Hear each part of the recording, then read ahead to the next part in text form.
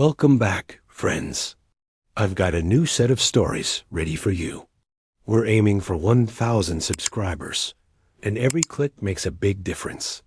If you enjoy what you hear, please subscribe. It truly helps. After the first 10 minutes, the volume will gently fade lower, and the screen will turn black so you can relax without distractions. Now, let's get started. Story 1. My wife said our son was too sensitive. Now he won't speak to either of us, and I finally know why. The last time my son spoke to me, he was 14 years old. He looked me dead in the eyes, dead in them, and said, "I wish you had loved me enough to listen." Then he walked out of the house, got into his aunt's car, and never came back.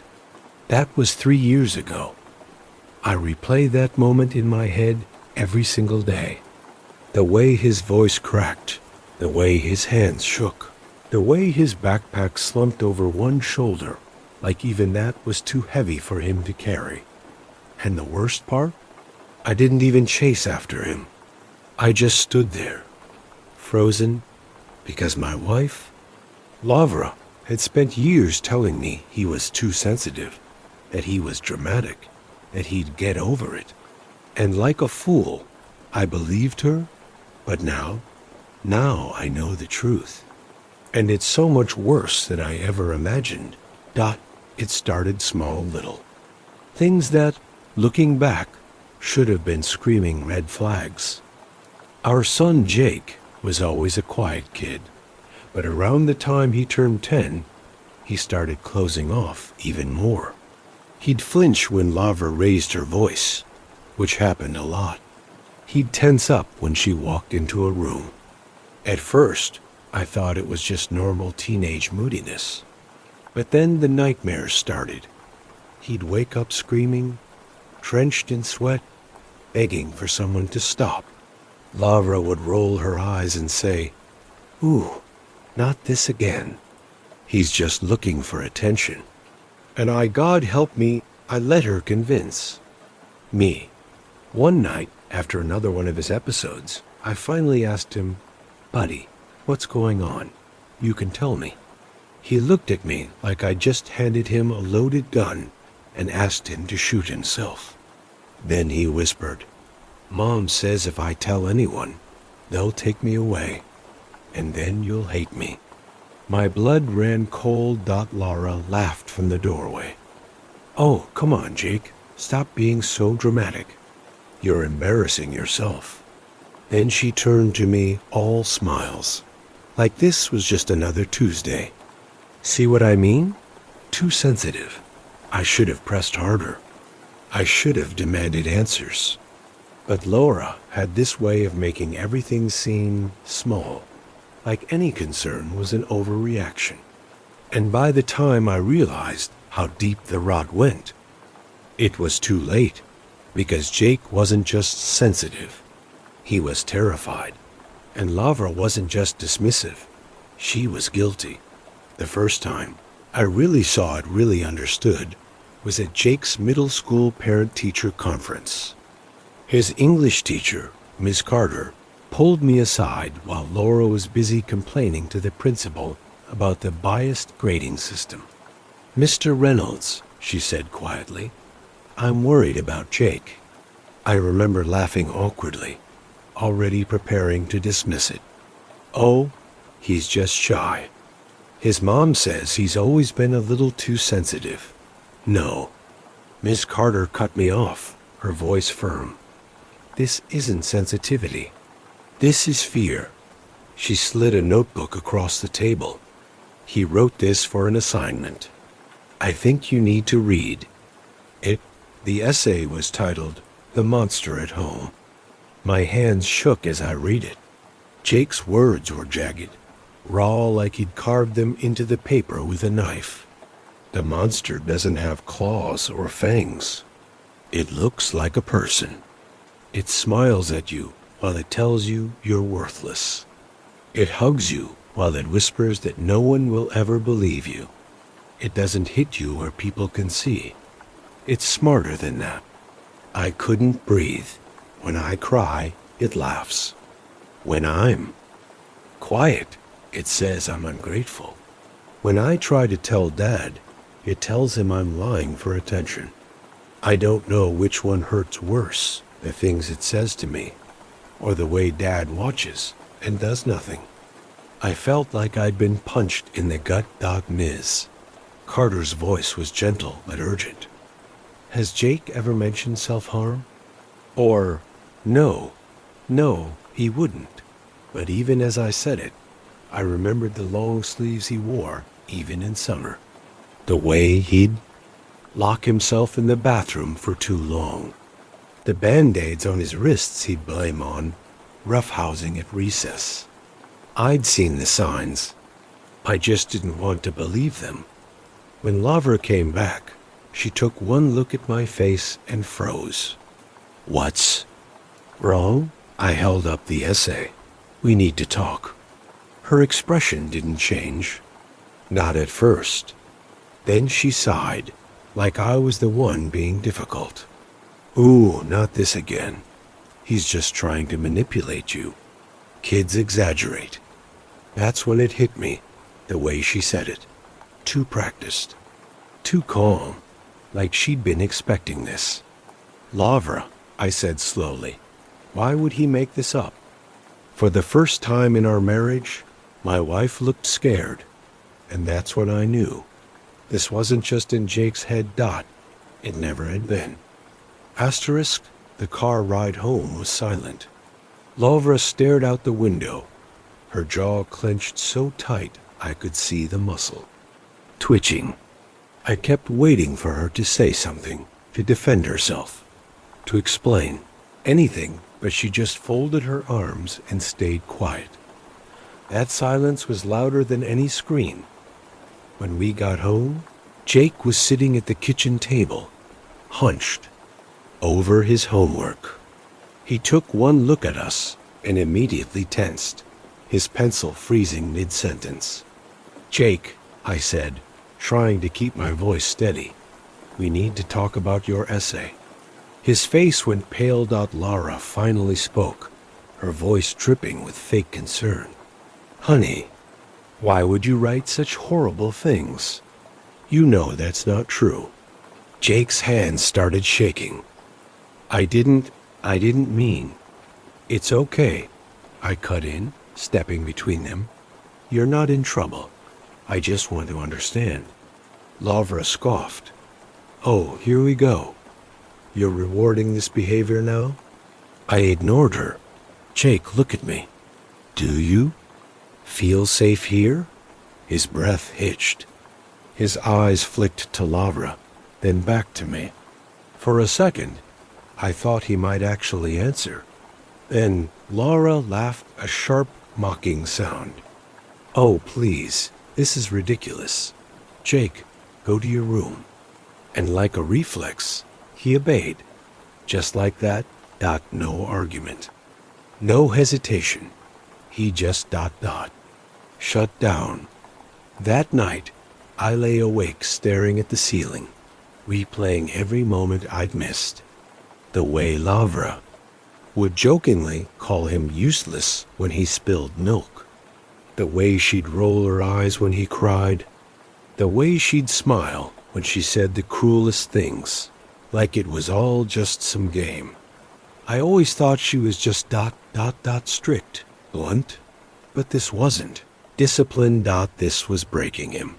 The next morning, I called my sister Claire, the only person Lavra couldn't intimidate. I need your help, I whispered into the phone. I think Jake's in trouble. Claire didn't hesitate. I'll be there in an hour. Lavra was furious when Claire showed up unannounced. What the hell is she doing here? Claire didn't even look at her. She just walked straight to Jake's room, knocked once and said, Hey, kiddo, want to get ice cream? And for the first time in years, I saw my son smile. That's when Lara snapped. Oh, now you're happy? She sneered at Jake. After all the lies you've told? After all the shit you've put me through? Jake flinched like he'd been slapped. Claire turned to Laura, her voice dangerously calm. Get out, Laura laughed. Excuse me? Get out. Claire stepped forward, her hands shaking. With rage, or I swear to God, I will drag you out. Laura looked at me, expecting me to defend her. I didn't, and that's when she knew she'd lost. But Laura wasn't done fighting, not even close. Laura didn't leave quietly. She slammed doors, screamed about betrayal, threw a vase against. The wall so hard, the porcelain shattered like a gunshot. Jake flinched at every noise, his breath coming in short, panicked gasps. Claire wrapped an arm around his shoulders and steered him toward the door, but Laura blocked their path. You're not taking my son anywhere, she hissed. Claire didn't blink. Watch me. For a second, I thought Laura might actually lunge at her. Instead, she turned to me, her eyes wild. You're really letting this happen? After everything I've done for this family? I wanted to scream. I wanted to shake her and demand how she could call this a family. But Jake was trembling beside me, his fingers digging into my sleeve, like I was the only thing keeping him from drowning. So I just said, you need to leave, now. Laura's face twisted. Fine, but this isn't over. The second the door slammed. Behind her, Jake collapsed into my arms, sobbing so hard his whole body shook. I held him tight, whispering, I'm sorry, I'm sorry, I'm sorry, into his hair, but the words felt hollow. How do you apologize for years of blindness? Claire took Jake to her place that night. I stayed behind, pacing the empty house, replaying every moment I'd failed him. The school counselor's warnings I'd brushed off. The times I'd told him, your mom just shows love in her own way. The way I'd let Laura convince me his pain was just trauma. I needed proof. Not just for me, for Jake, for the courts, if it came to that. Because Laura wouldn't give up without a fight. I started digging. Her phone was password locked, but her iPad was still signed in to her iCloud. My stomach churned as I scrolled through her messages. Endless threads with her sister, mocking. Jake's pathetic little meltdowns. A note to herself. Gaslighting works best when you mix in just enough kindness. But the worst was the hidden folder of videos, dozens of them. Laura, filming Jake during his worst moments, when he was crying, hyperventilating, begging her to stop. She'd zoom in on his face, laughing as she narrated. Look at how dramatic he is. No one would ever believe you, would they? IVOMITED. Then I called a lawyer. But Laura was already 2 steps ahead. By morning, my phone was blowing up with texts from furious family members. How dare you accuse Laura of abuse? Jake's always been a liar. She's his mother. She would never hurt him. And then they kick her a message from Laura herself. Tell Jake if he doesn't come home today, I'll make sure everyone knows the truth about him. And trust me, no one will ever look at him the same way again. My blood turned to ice. What the hell had she done? The voicemail came an hour later. Laura's voice was sickly sweet, the way it always was when she knew she had the upper hand. You think you've won? You have no idea what's coming. Jake's not the perfect little victim you think he is. Ask him about the fire. Ask him what really happened at his grandparents' house last summer. Then ask yourself, do you really want to ruin my life over the word of a kid who lies for fun? My hands were shaking so badly, I had to play it twice. The fire? What fire? I called Claire immediately. She answered on the first ring, her voice Tense. Jake's sleeping. He had a panic attack after you texted. What the hell is Laura talking about? I don't know, I admitted, but I'm going to find out. I drove to my in-laws' house, my knuckles white on the steering wheel. Laura's parents had always doted on Jake, or so I thought. But when I pulled into their driveway, Laura's car was already there. She was waiting for me on the porch, arms crossed, a smirk playing on her lips. Took you long enough. What did you do to him? My voice didn't even sound like mine. She sighed, like I was being dramatic. Nothing he didn't deserve. But fine, let's settle this once and for all. She led me inside, where her parents sat stiffly on the couch. The air smelled like smoke, despite the open windows. And then I saw a blackened patch on the living room wall, half covered by a painting. Your precious son started a fire, Lavra said, tapping the burn mark. He could have killed us all, but I covered for him. Because that's what mothers do. Her father nodded grimly. We didn't press charges because Lavra begged us not to. But if you're going to accuse her of abuse, well, the truth has a way of coming out. I stared at them, my pulse roaring in my ears.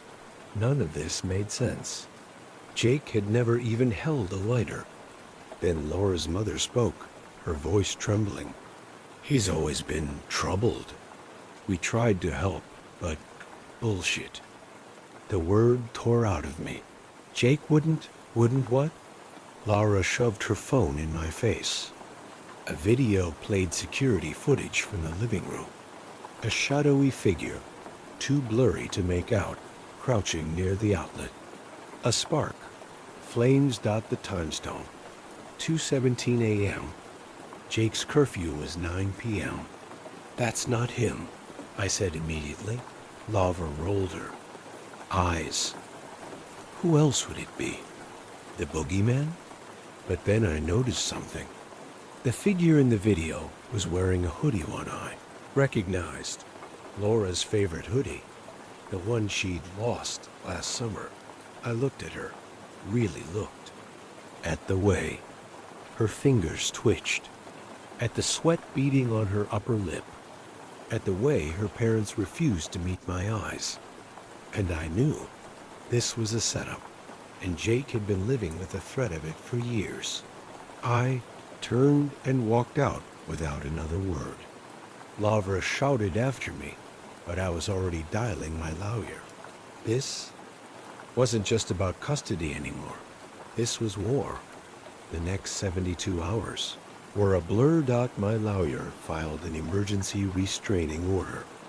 Claire took Jake to a therapist specializing in Trauma 1, who'd later testify that his symptoms were textbook psychological abuse.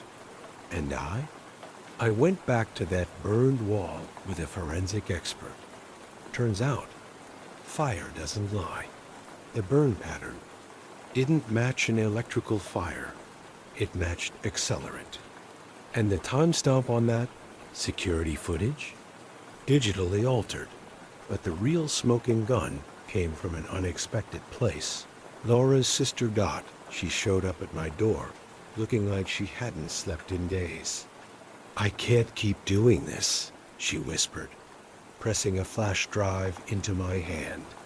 There's more, so much more. The files were a nightmare. Audio recordings of Laura coaching Jake's cousins to pretend he's crazy at family gatherings. Spreadsheets tracking his punishments, withholding meals, hiding his inhaler, waking him up screaming in the middle of the night. And worst of all, a video of Laura starting the fire herself, laughing as she filmed the flames. This'll teach him to cross me, she muttered off camera. I didn't sleep that night. By morning, the police were at Laura's door. She fought, of course, screamed about parental alienation, threatened to sue for defamation. But when the detective played that fire video in the interrogation room, she folded, not out of remorse. Oh no, because she'd finally realized she couldn't talk her way out of evidence. The plea deal was swift. 5 years probation, mandatory psych eval, and 0 contact with Jake unless he initiated it. He never did. 3 years later, Jake's 17. He's in therapy. He's on honor roll, and last month, he called me Dad for the first time since he left. Lara sends letters sometimes. They all say the same thing. You turned my son against me. I don't respond. But Jake, he keeps one letter framed on his wall. The one where she wrote, "You'll regret this." Under it, he taped his college acceptance letter. That's his reply. Asterisk story 2. I was the cold, distant father. But no one knew about the letters. My wife burned asterisk. The last time my daughter spoke to me, she said, "I wish you had just left instead of pretending to care." Her words were quiet, but they hit like a sledgehammer to the chest. I didn't argue. I didn't defend myself. I just stood there in the doorway of her childhood bedroom, now stripped bare, just like our relationship, and let her believe what she'd been told her whole life, that I was the problem, that I was the reason our family fell apart. But the truth? The truth was sitting in a shoebox under my bed, wrapped in a rubber band. The edges of the paper still charred from where my wife had tried to burn them. Letters, dozens of them. Every single one written in my handwriting, addressed to my little girl. Every single one never delivered. It started with a lie. No, that's not quite right.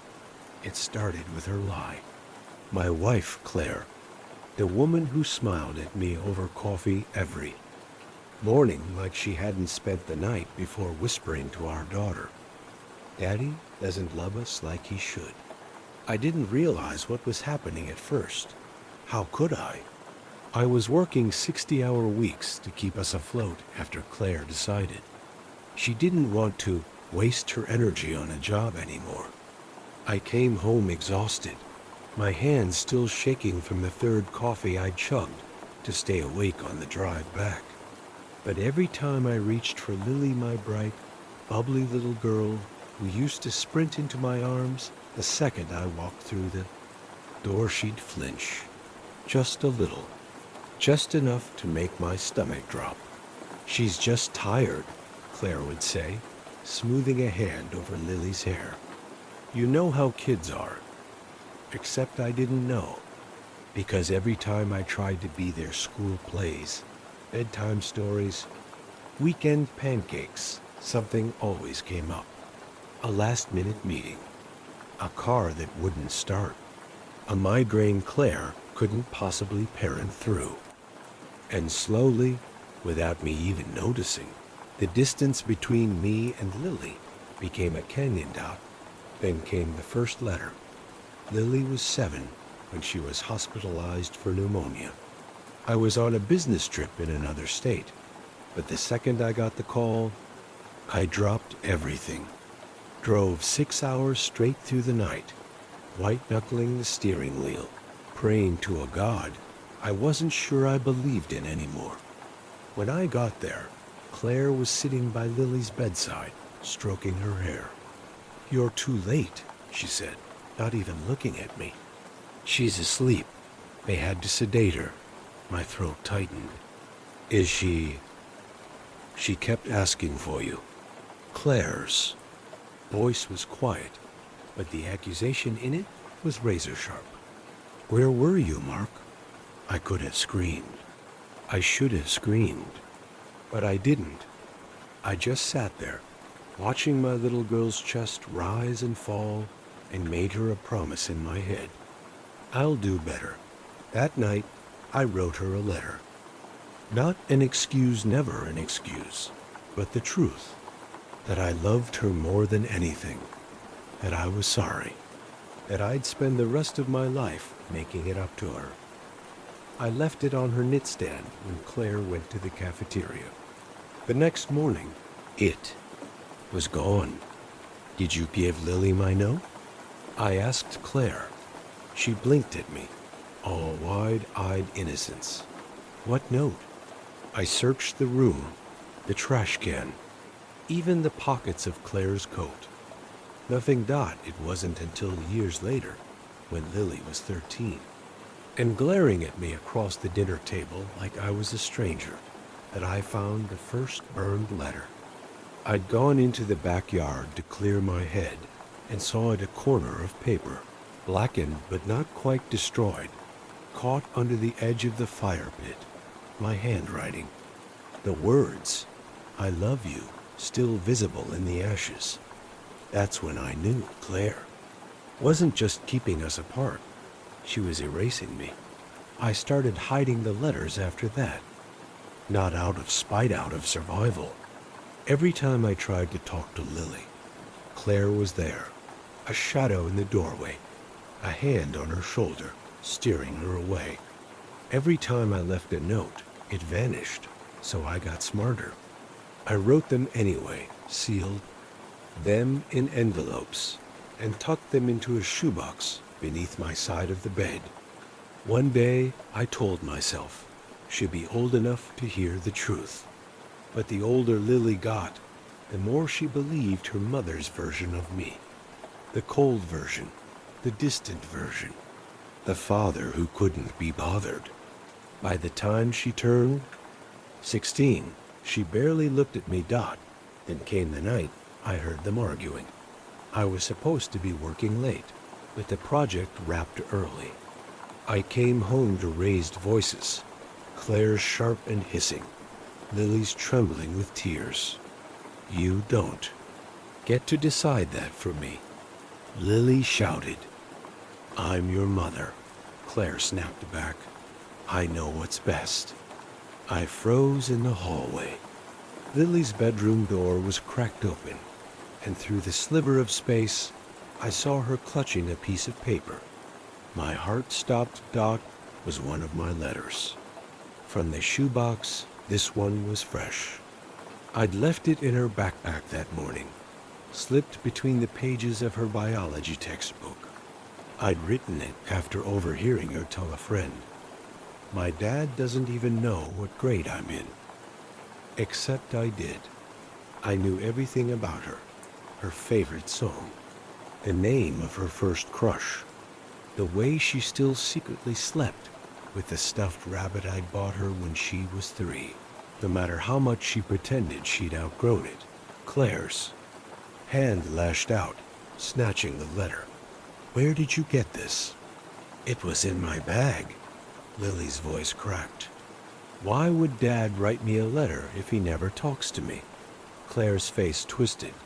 Because he's trying to manipulate you. He doesn't mean any of this. How do you know? You didn't even read it. I don't need to read it. Claire's voice dropped, low and venomous.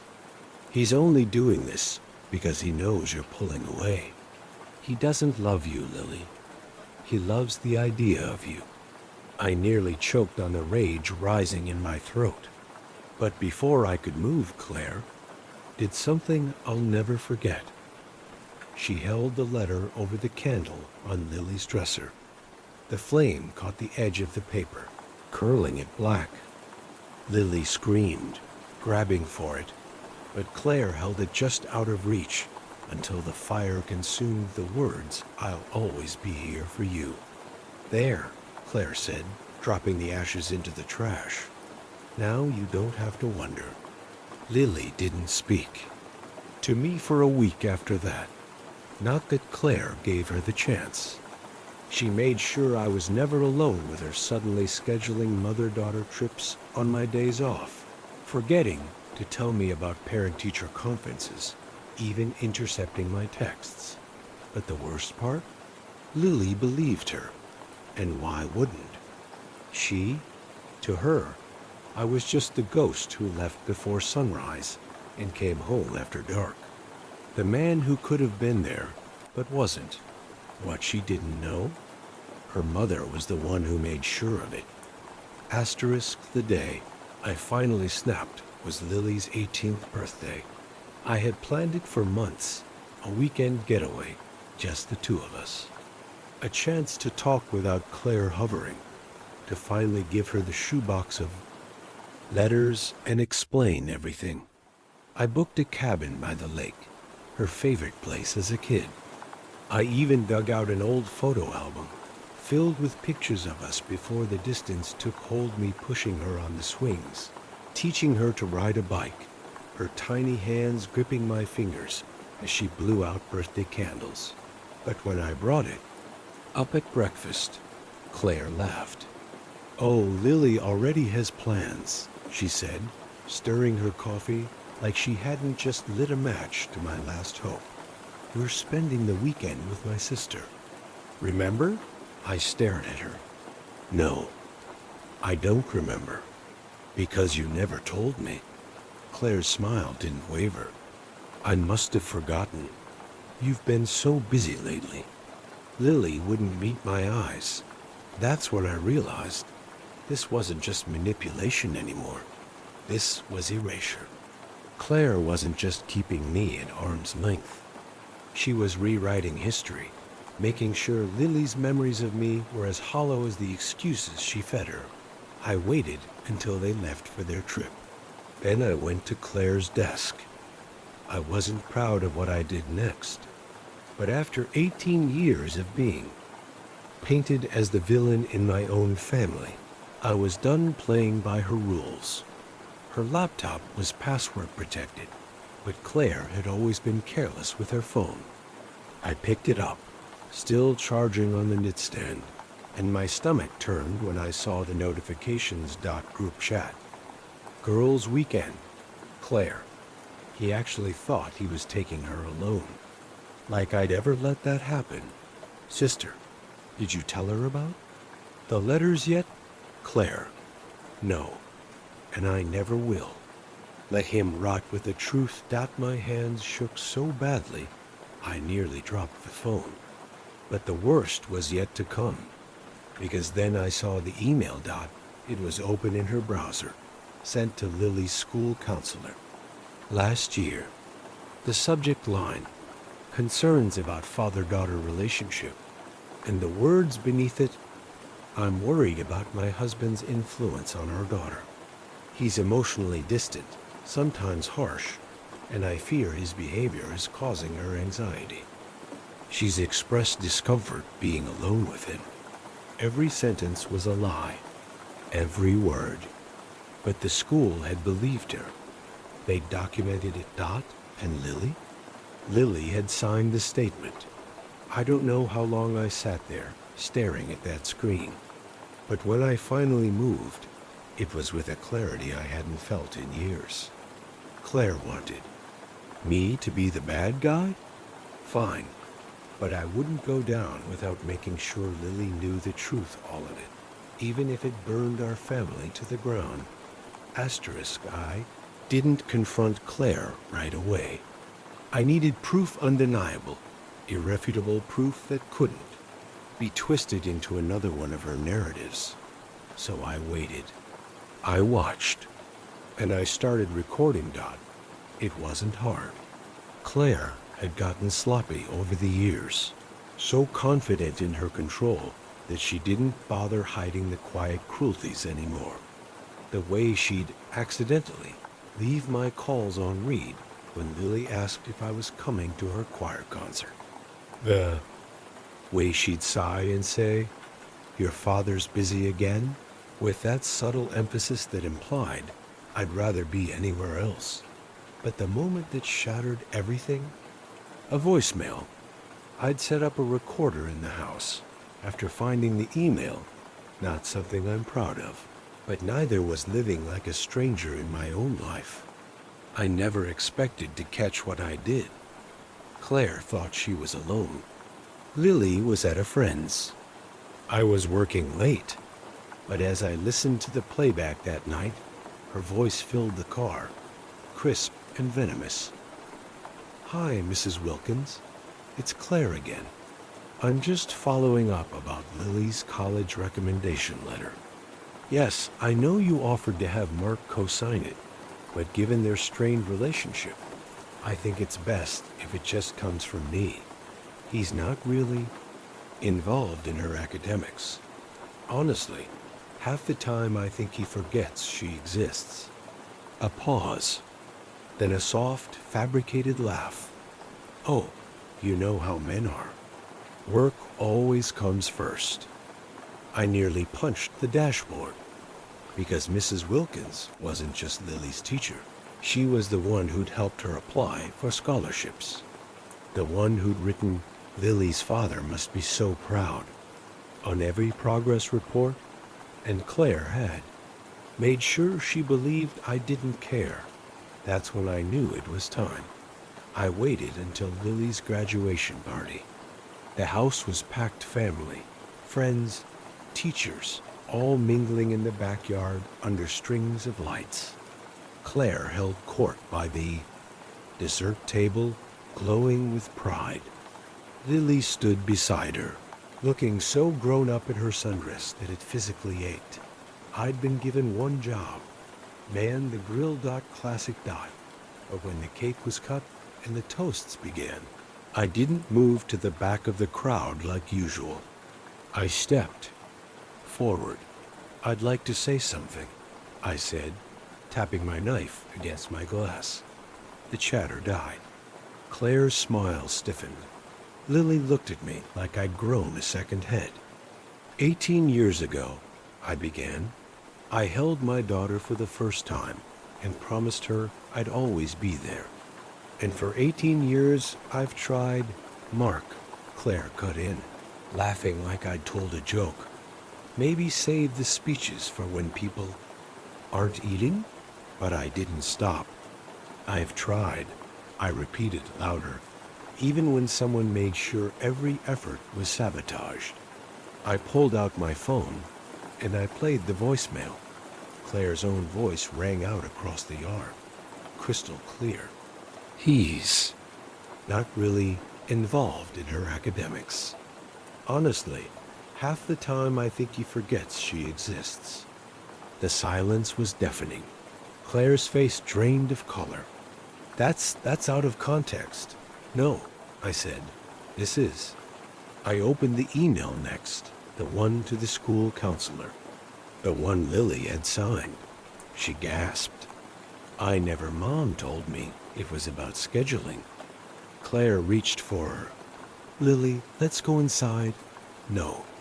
Lily wrenched away. What is this? That's when I handed her the shoebox. These, I said, my voice breaking, are all the times I tried to tell you myself. Lily lifted the lid, and as her fingers traced the charred edges of the first letter, her hands began to shape. Claire lunged. Don't you dare poison her with enough. The word came from Lily. Quiet, final dot, and for the first time in 18 years, my daughter really looked at me, with tears in her eyes. Is it true? She whispered. Did you write all these? I could have collapsed from the weight of that moment. Every one. Claire made a sound like a wounded animal. Lily, he's twisting things. No, Mom. Lily's voice was steel. I think you've done enough of that. And then she did the one thing I never expected. She hugged me. Claire's scream cut through the party. You're choosing him? After everything I've... Stop. Lily turned, tears streaming. Just stop. The crowd was staring. The teachers, the family friends. The people who'd spent years pitying Claire for being stuck with such a detached husband. Now they knew the truth, and so did Lily. The fallout was ugly. Claire didn't go quietly. She screamed. She accused me of manipulation, of brainwashing Lily, of forging the letters. She even tried to grab the shoebox from Lily's hands. her perfectly manicured nails digging into. The cardboard like claws, but the dam had broken. Lily spent that night reading every letter in the box, crying over the one I'd written after her first heartbreak, which Claire had told her I couldn't be bothered to console her about, laughing through tears at the silly bad jokes I'd tucked into the margins, tracing her fingers over the smudges where my own tears had hit the paper. The hardest to watch was when she got to the burned one, the edges still crisp, the words, "I'll always love you," barely legible in the ashes. "She lied," Lily whispered, "about everything. I didn't say I told you so. I just sat beside her on the bed in her apartment, because she'd moved out that same night, and let her feel it all." Claire's unraveling was swift, and vicious. She called everyone relatives, neighbors, even Lily's college advisor, spinning wild stories about how I'd turned Lily against her. But the proof was undeniable.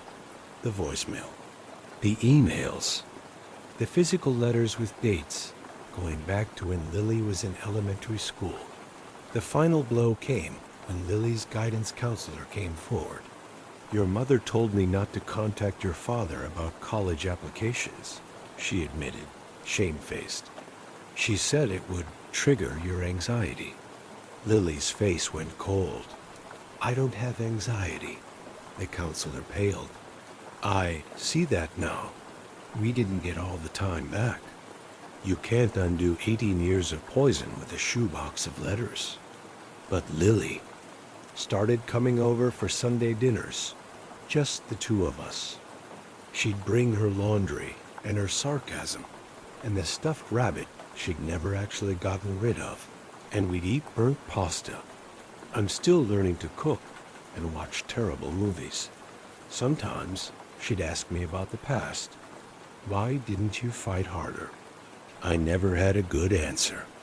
Maybe I should have.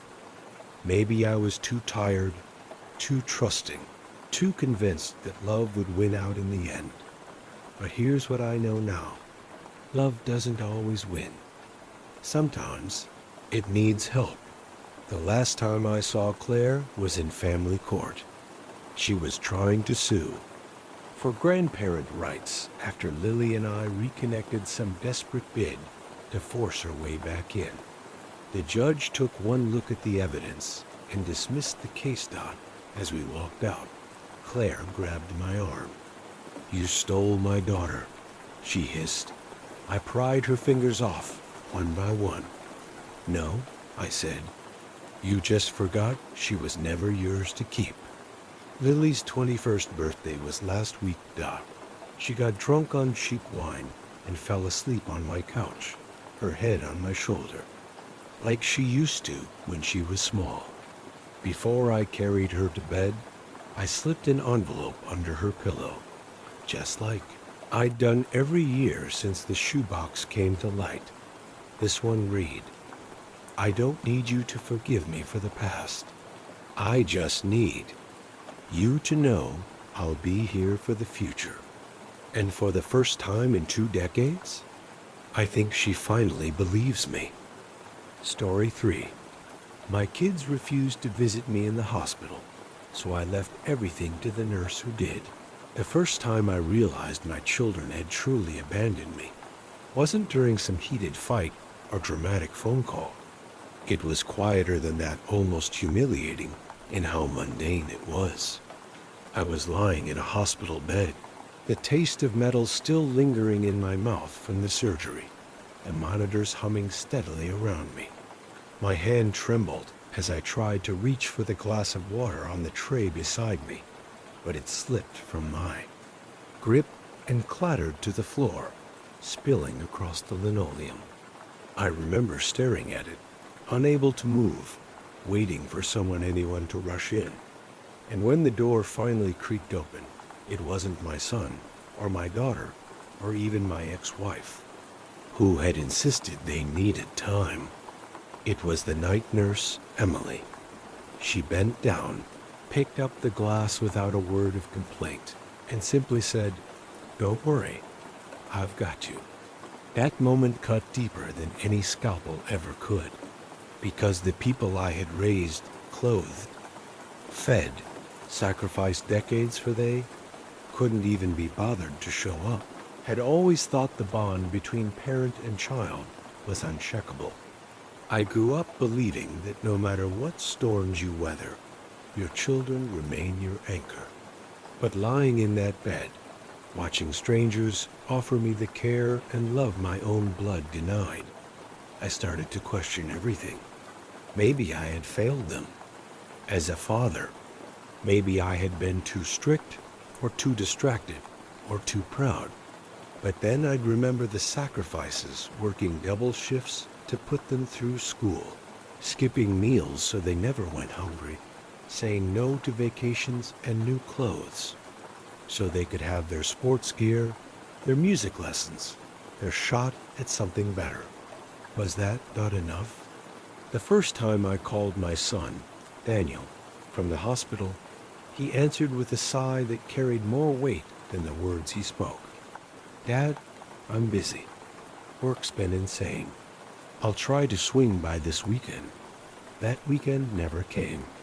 Then, it was the next weekend, then the one after that, until excuses blurred into silence.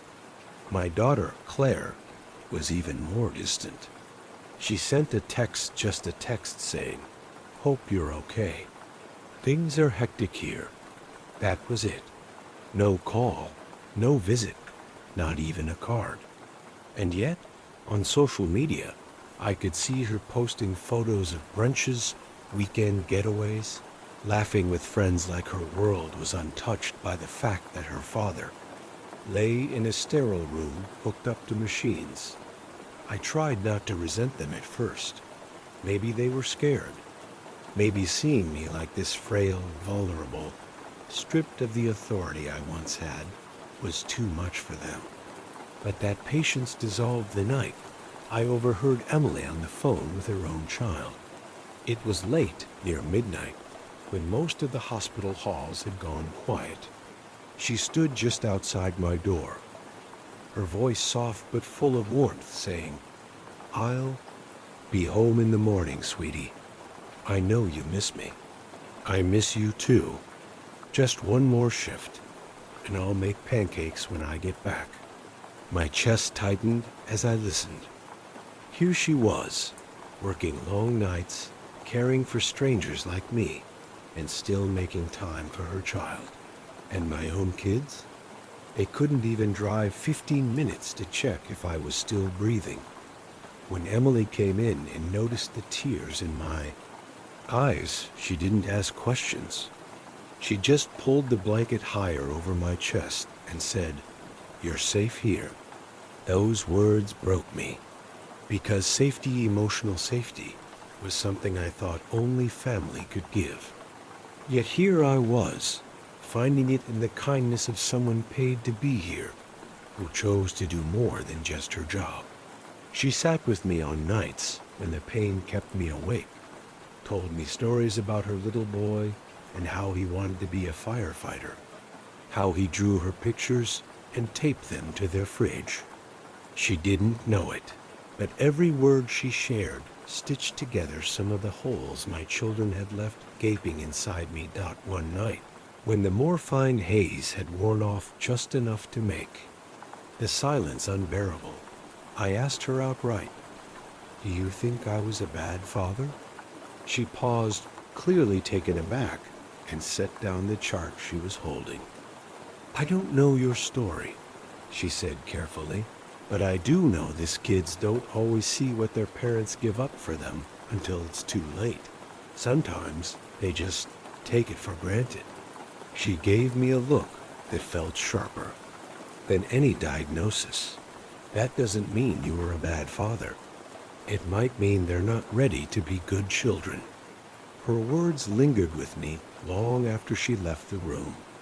I thought about every birthday party I paid for when I couldn't afford my own cake. Every night I came home exhausted, only to help with homework or fix a broken bike chain. Every lecture, I gave about responsibility, thinking it would prepare them for the world. And now here I was abandoned, disposable, like some old coat they'd outgrown. The doctors told me recovery would be slow, that I'd need both physical and emotional support. I nodded along, but inside I laughed bitterly. Support? From who? From the children who couldn't pick up the phone. From the ex-wife who once told me I was too hard to love. No, the only support I had was Emily the nurse, who remembered how I liked my tea, who made sure my pillow was fluffed, who brought me contraband cookies when the hospital food turned my stomach. And as shameful as it felt to admit, I began to look forward to her shifts more than I ever looked forward to seeing my own flesh and blood. One afternoon, as the sunlight filtered through the blinds, I asked the nurse a question I never thought I'd voice. Why do you do it? Why do you care so much? She smiled faintly and said, because everyone deserves to feel like they matter to someone. That answer landed like a hammer blow. Because wasn't that what I had been searching for all along? Proof that I still mattered? That I wasn't just an afterthought, a burden?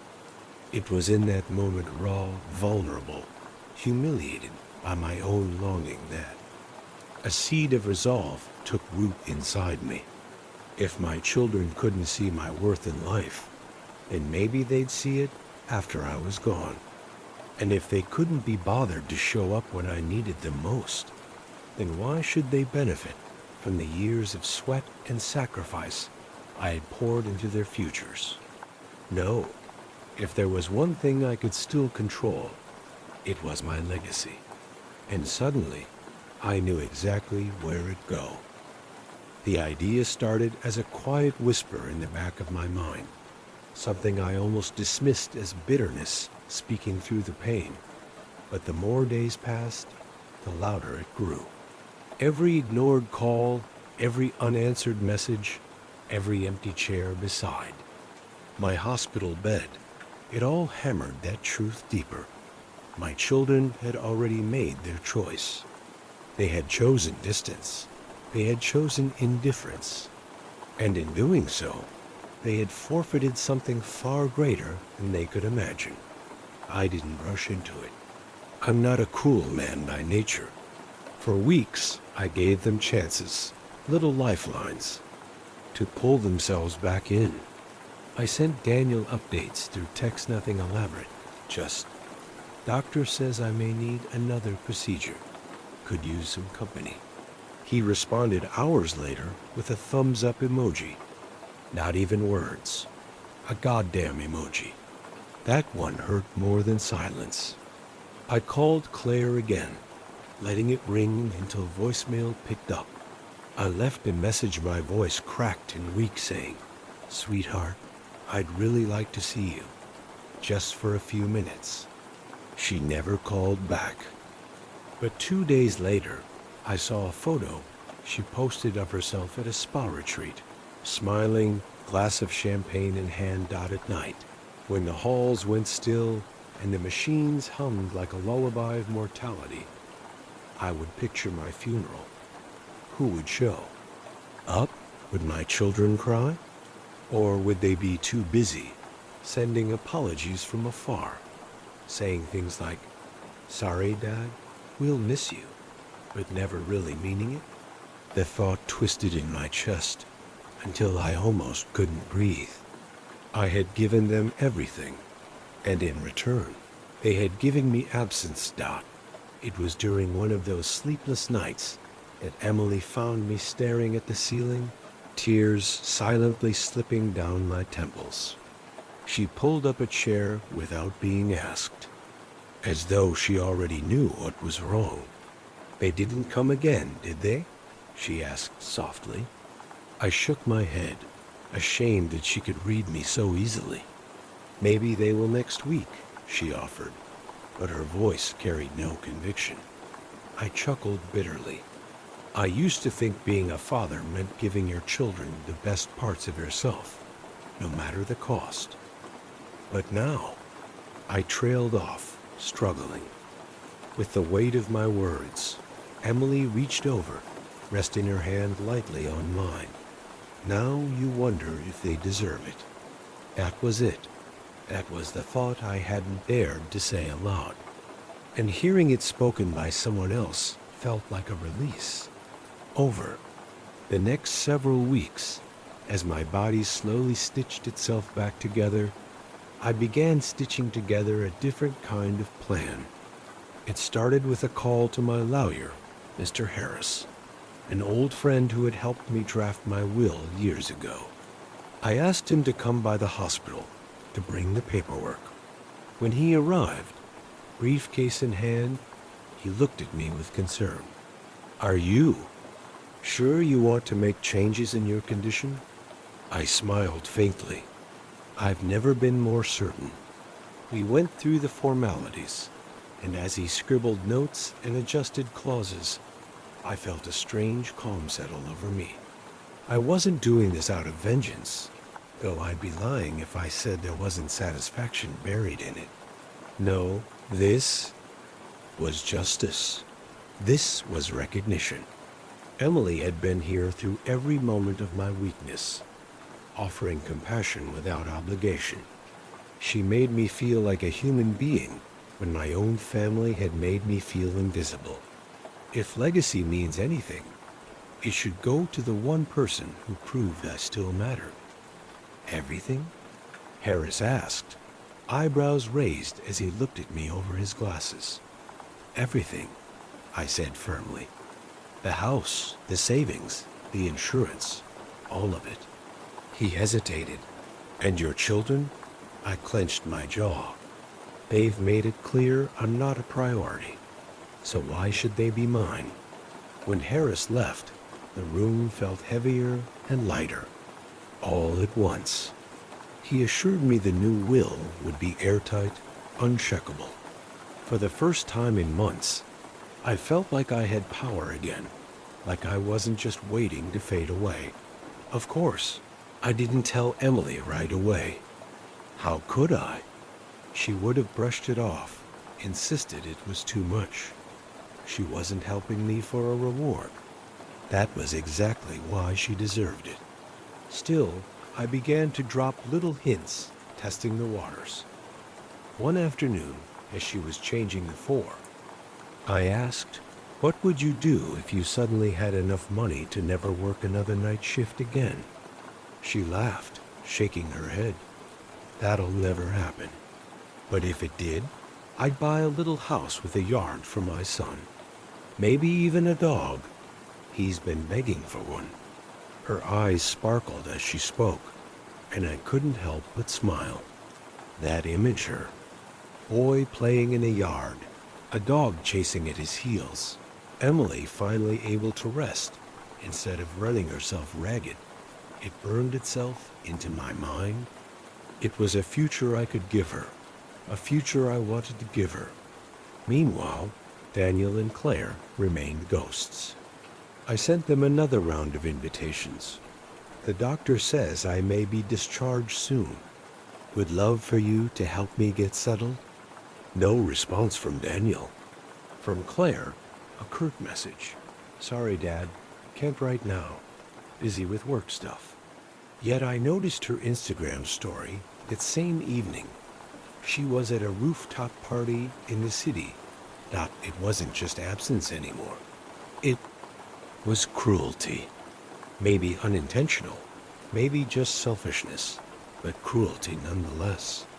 They had written me off as a burden, and that was when the bitterness hardened into something else.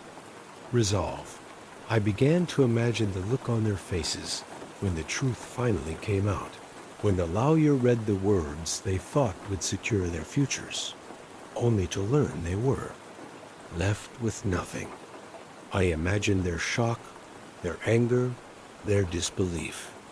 And beneath all of that, I hoped maybe there would be regret. Maybe they would finally realize what they had thrown away. But as much as I wanted that justice, there was still a small part of me, a foolish father's heart that longed for them to walk through that hospital door. To prove me wrong, I prayed for it quietly each night. I prayed they'd show up before it was too late. They never did.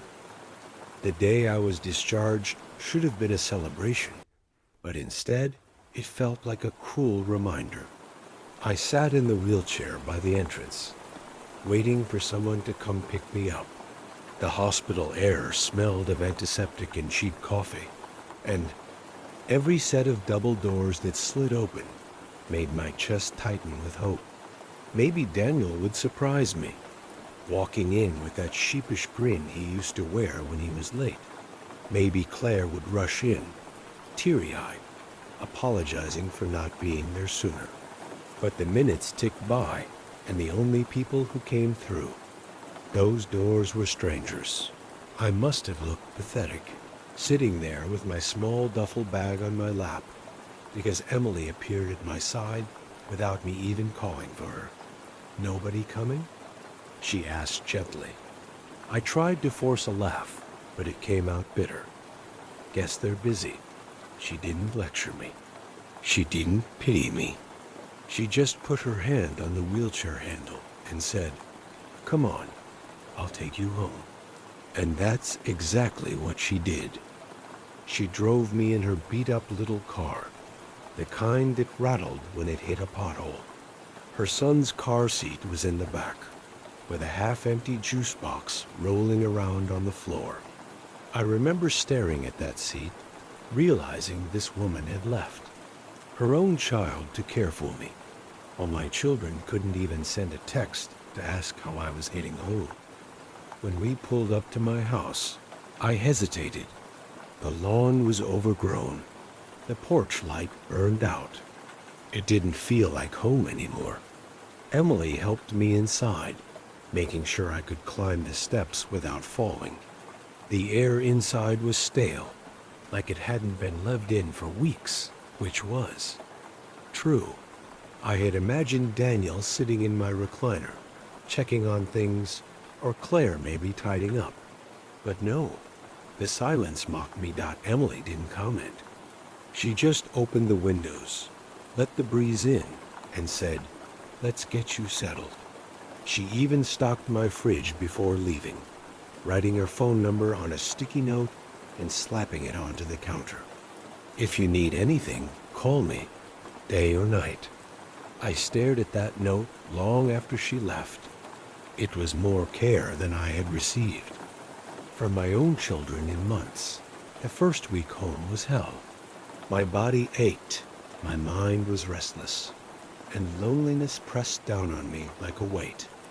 I tried calling Daniel again, straight to voicemail. I left a message.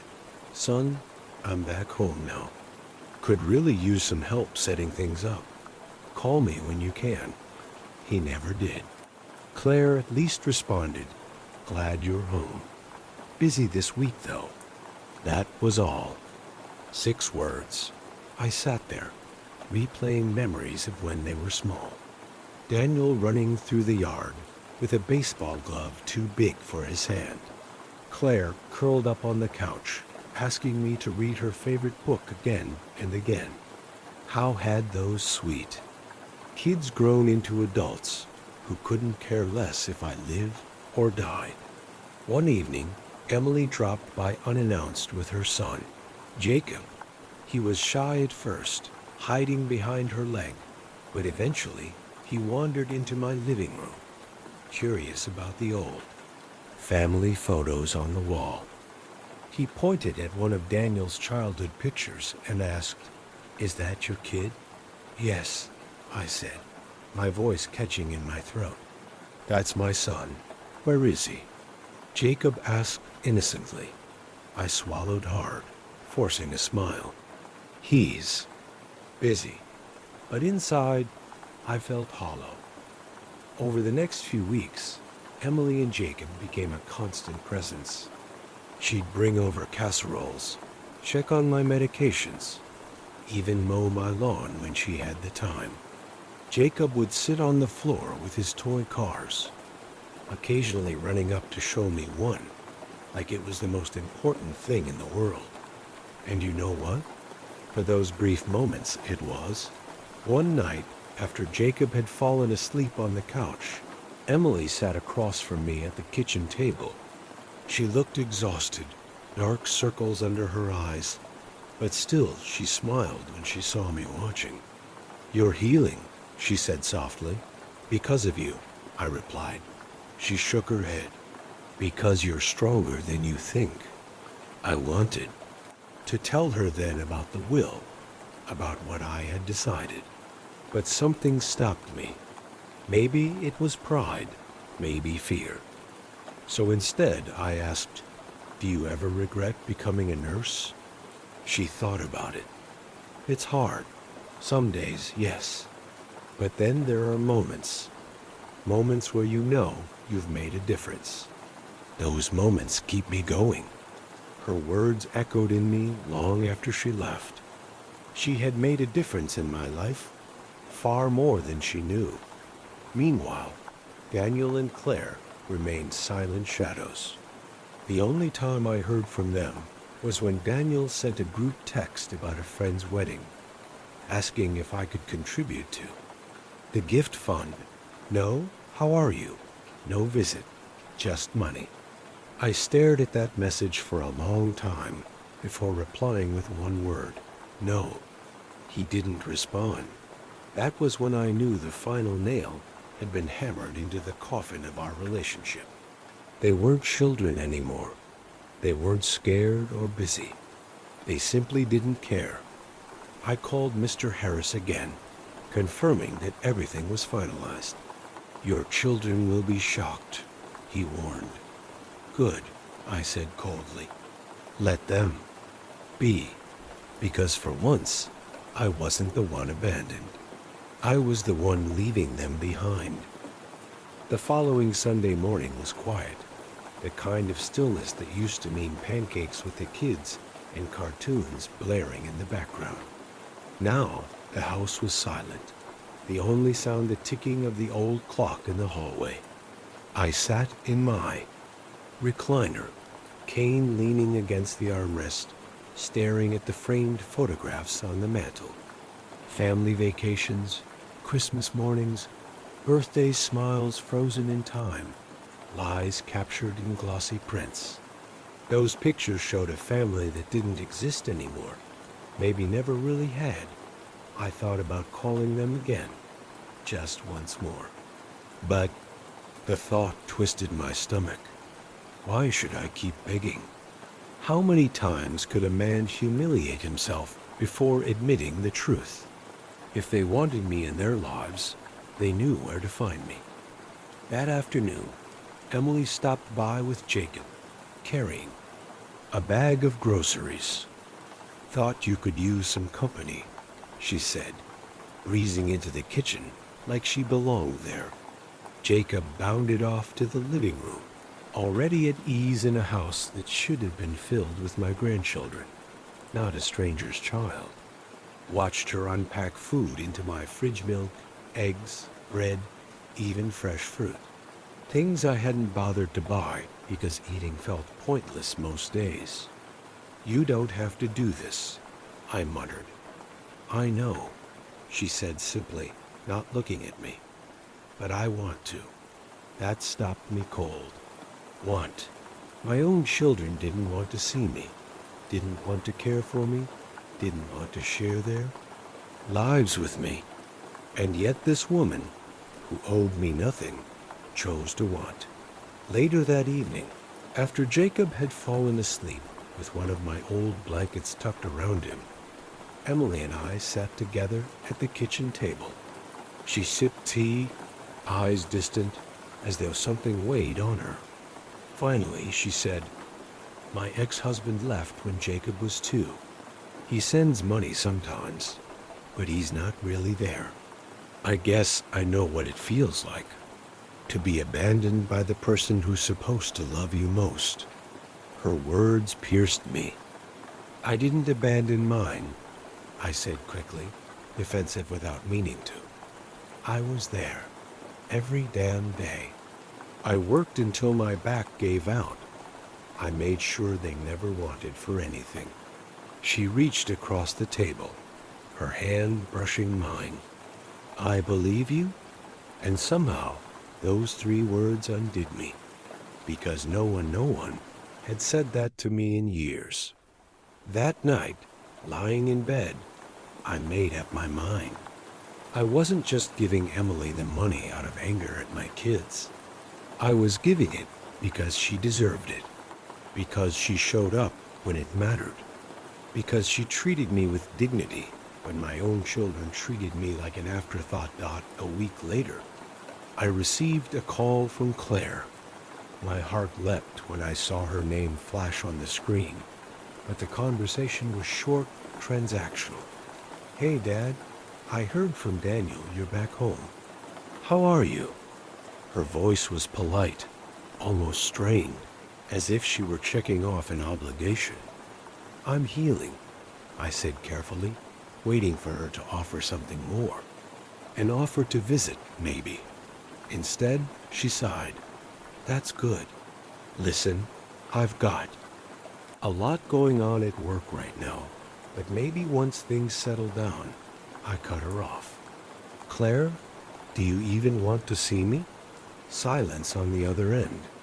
Then, awkwardly, "Of course I do, just when I can."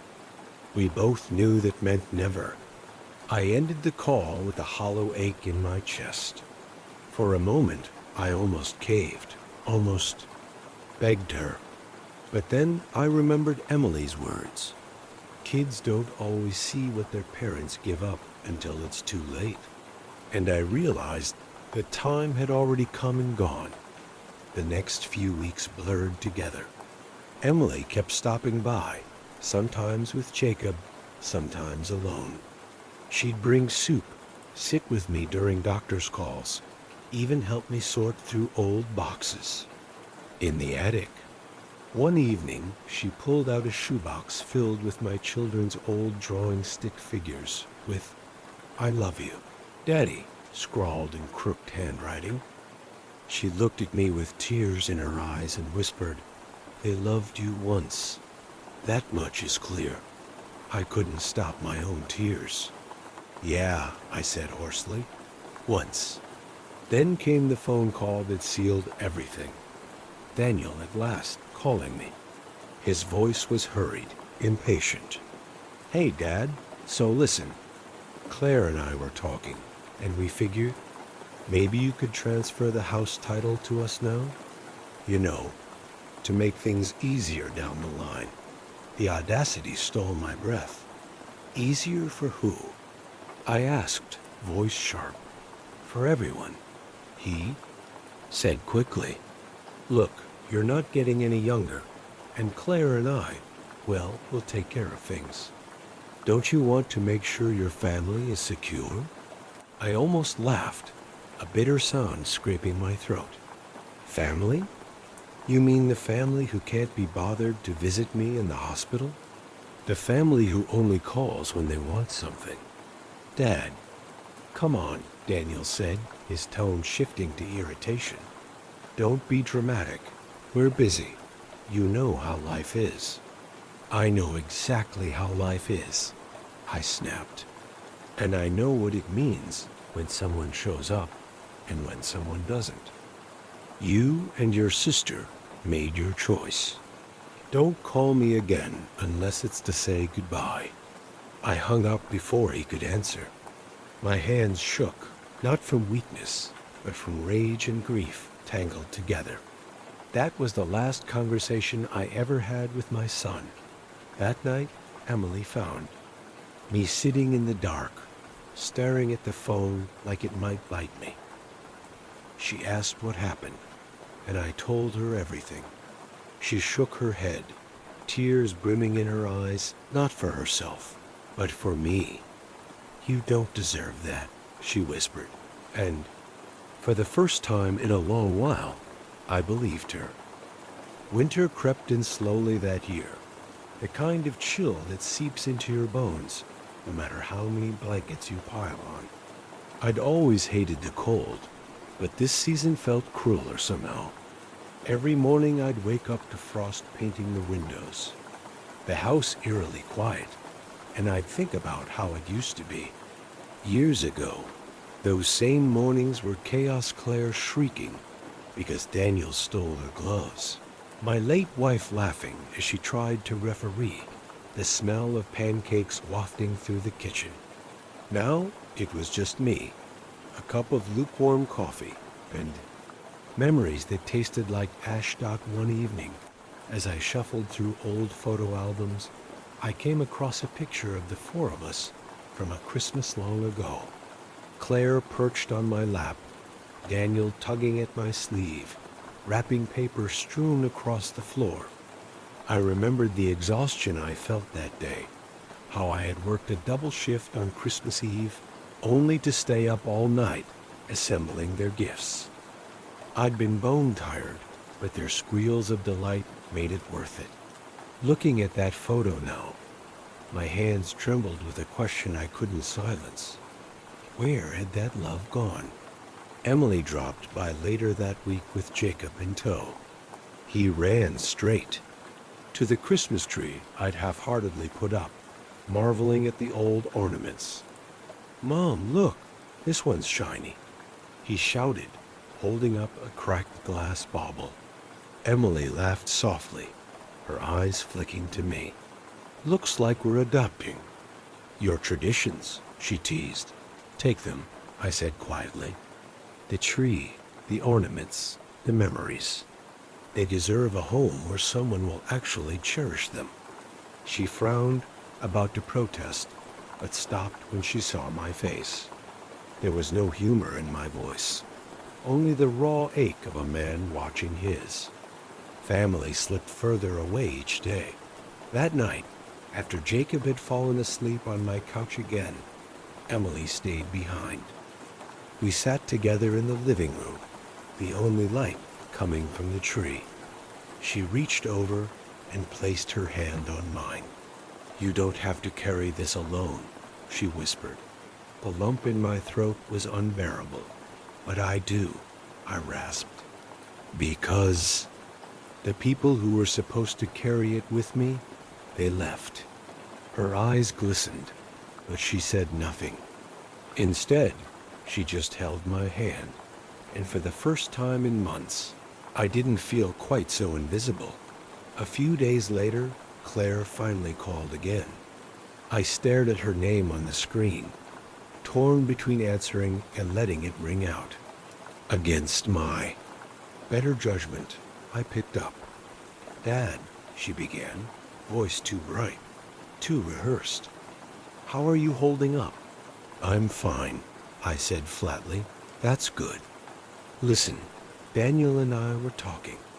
We think it'd be a great idea if we all spent Christmas together this year. At my place. You know, make up for lost time." The words sounded sweet on the surface, but I heard the calculation beneath them. It wasn't about me. It was about appearances, about making themselves feel better, maybe about making sure they stayed in my good graces. I swallowed my bitterness. "Will you both actually show up this time?" She hesitated. "Of course, we'll make it work." But I didn't believe her. Not anymore. Sure enough, Christmas morning came and went. The door never opened. The phone never rang. I sat in that empty house, the blinking lights on the tree, mocking me. But Emily and Jacob came by that afternoon, arms full of cookies and hot chocolate. Jacob ran up to me, handing me a crookedly wrapped box. "It's for you." He beamed. Inside was a picture he had drawn me, Emily, and him standing in front of my house. Above us, in messy letters, he had written, "My family." I broke down. Right there, in front of them both, I sobbed like a child, because that drawing told the truth more clearly than anything else could. My own children had abandoned me, but somehow, fate had given me a new family. That night, As Emily tucked Jacob into the spare bedroom, I sat alone at the kitchen table. With my lawyer's papers spread before me, I read through every clause, every signature line, making sure it all airtight. Then I signed my name at the bottom, the pen digging into the paper with a finality that made my hand shake. Everything was Emily's now. The house, the savings, the insurance. The legacy I had once dreamed of leaving for Daniel and Claire was gone from their grasp. They had already shown me I didn't matter to them. Now I was returning the favor.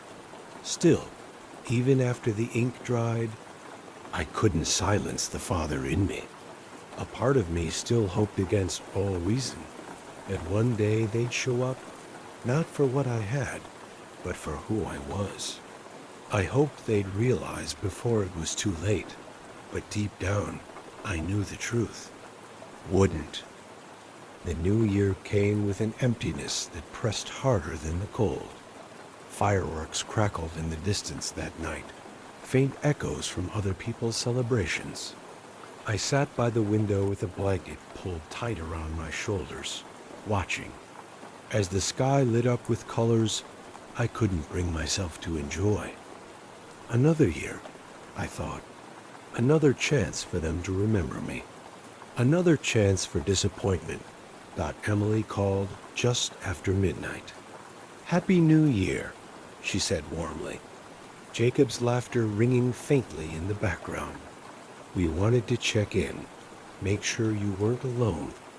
Her words hit me harder than any champagne toast ever could, because my children hadn't called, not even a text. And yet, this woman who owed me nothing thought to make sure I felt remembered. "Thank you," I whispered, voice breaking. The next day, Daniel finally reached out. His voice was casual, as if nothing had happened. "Happy New Year, Dad. Sorry, I didn't call last night. Things got wild at the party." He chuckled, waiting for me to laugh with him. IDIDN single quotes T. instead. I asked, "Do you even know how close I came to dying last month?" Silence. Then, a shrug in his tone. "Yeah, but you're okay now, right? That's what matters." What mattered? Those words sliced through me. What mattered? To him wasn't me. It was convenience. It was the relief of not having to deal with me. I hung up without another word. My hands trembled, not from weakness this time, but from fury. That was the moment the last thread snapped. Weeks passed. Emily became the one constant, weaving herself into the fabric of my days without trying. She drove me to follow-up appointments, sat through doctor updates, even helped me clear out the garage. "You've got enough junk in here to fill a museum," she teased, wiping sweat from her brow. Jacob discovered an old baseball bat and demanded I teach him how to swing. For the first time in years, I felt useful again. Needed. One evening, as we sat on the porch watching Jacob chase fireflies, Emily leaned over and said softly, "You know, you've become family to us." The words made my throat tighten, because that was all I had ever wanted to matter to someone, to be claimed as family. But reality had a cruel way of reminding me of what I'd lost. One afternoon, Claire showed up unannounced. I was shocked when I opened the door and saw her standing there, wrapped in a designer coat, her perfume filling the entryway like an intrusion. "Dad," she said, smiling thinly, "you look well? Well enough to notice you haven't been here for months." I snapped before I could stop myself. She winced, but recovered quickly. "I'm sorry. Work's been insane, but I wanted to come by now to check on you."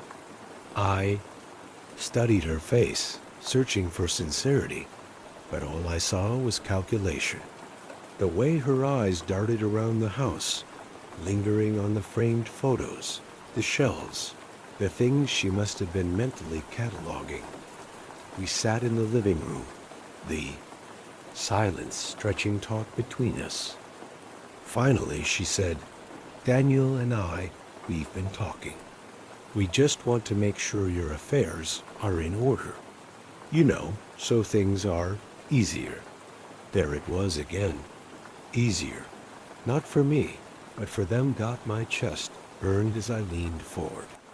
"Claire, do you know who carried me to the bathroom when I couldn't walk after surgery? Who fed me soup when I was too weak to lift a spoon? Who made sure I didn't choke in the middle of the night?"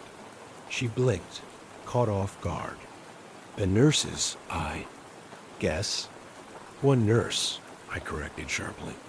"Emily, not you. Not Daniel. Not once." Her face hardened. "Dad, that's not fair. We have lives. And I don't?" I roared, the sound startling even me. "I gave you my life. Every damn part of it. And when I needed just a fraction of that love back, you couldn't spare an hour. Not an hour." Claire's cheeks flushed, her lips pressed thin. "You don't understand how busy we are. But fine, we're here now, aren't we?" I laughed bitterly. "You're here because you're worried about what you'll lose. Not about me." She stood abruptly, grabbing her purse. "This is pointless. I came to help, but if you're going to throw it in my face, help yourself to the door." I snapped. She stormed out, heels clicking against the floor like gunshots, leaving me trembling in the silence. Later that night, Emily found me still sitting in the dark. She didn't ask what had happened. She seemed to know. She just placed a hand on my shoulder and said, "They don't get to rewrite the truth." I nodded, tears streaming silently. "I've already rewritten my will," I whispered. Her eyes widened, but she didn't speak right away.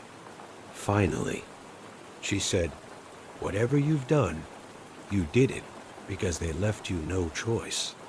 And that was true, because this wasn't just about revenge anymore. It was about justice. It was about giving everything I had to the person who gave me back.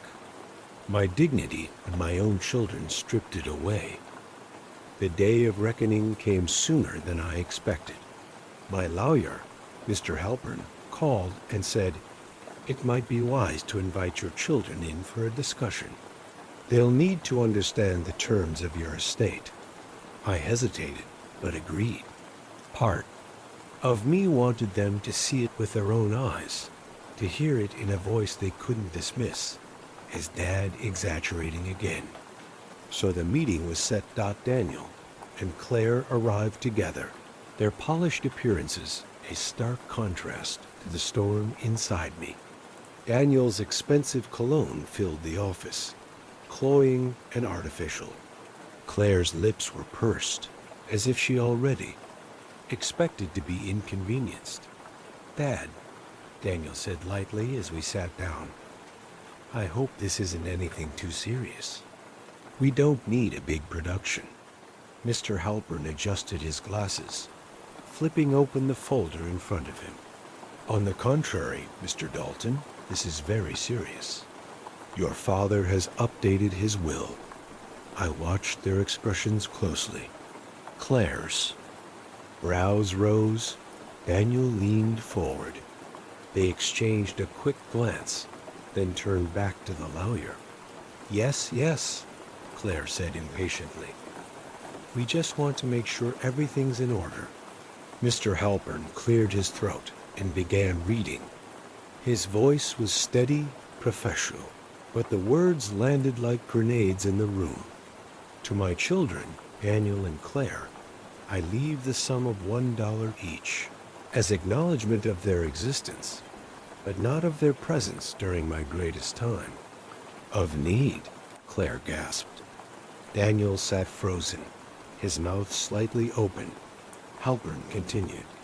The remainder of my estate, including the house, savings, and personal possessions, shall be left to Emily Ross, the nurse who provided care, compassion, and loyalty when my own family did not.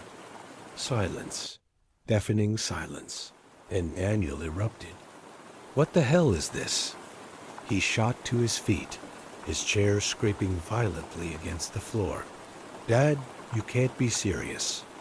You're leaving everything to a stranger? Claire's face was pale, her hands trembling as she gripped the armrests. This is insane. She manipulated you, didn't she? She took advantage of you while you were vulnerable. Emily, sitting quietly at the corner of the room invited by my request, flinched at the accusation, but didn't speak. Her eyes glistened, but she held her chin high. I stood slowly, my heart pounding. A stranger? She became more family. To me in 3 months than either of you have been in 30 years. Daniel sneered. We were busy living our lives. You can't punish us for that. Punish you? I snapped. Do you think this is punishment? This is truth. When I was lying in that hospital bed, I begged for you. And you didn't come. She did. When I couldn't walk, when I couldn't even feed myself, she was there. And where were you? At parties? At work? Too busy? You abandoned me. Claire shook her head violently. This isn't fair. We're your children. Blood makes you related, I said, my voice breaking. Love makes you family. And when I needed love, you gave me excuses. Emily gave me care. That's why she gets everything. Daniel slammed his fist on the table. You'll regret. This, Dad. People will think you're crazy. She's nothing but a... Enough, Mr. Halpern cut in sharply. Your father's decision is final and legally binding. You can contest it, of course, but the evidence of neglect is clear. I have documentation, hospital records, testimony. You won't win. Daniel's jaw worked furiously, but he said nothing more. Claire burst into tears, but the sound felt hollow, performative.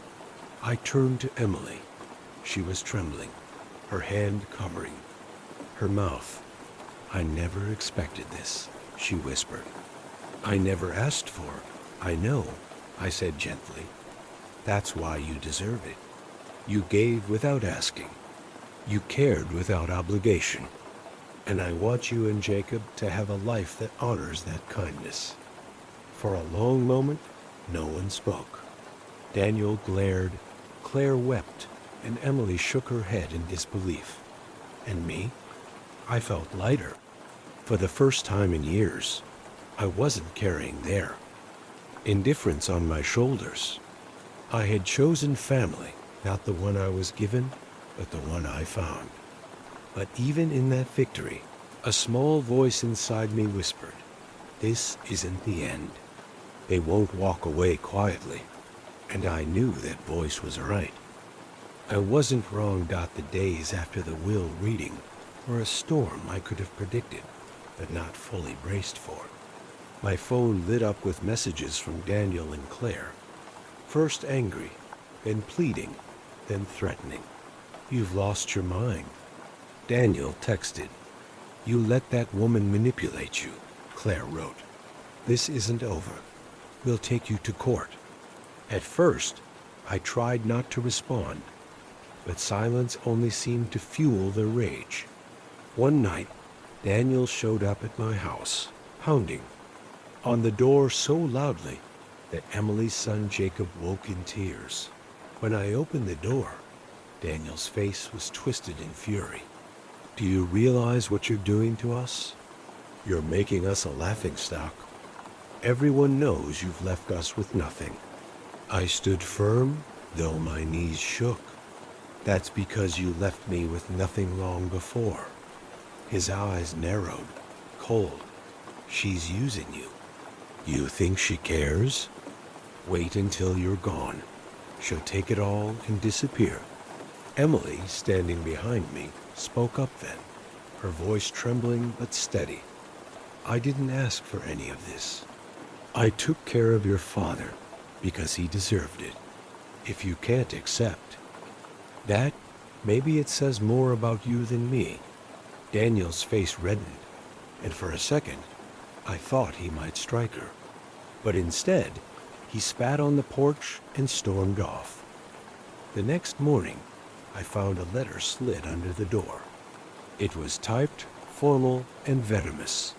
We will be contesting the will. Consider this a declaration of war. I handed it to Mr. Halpern, who read it calmly and sighed. They can try, but their chances are slim. They neglected you during a medical crisis. The court will see that. Still, prepare yourself. It won't be quick or clean. He was right. The legal process dragged on for months. Daniel and Claire painted Emily as a gold digger, a predator who preyed on an old man's weakness.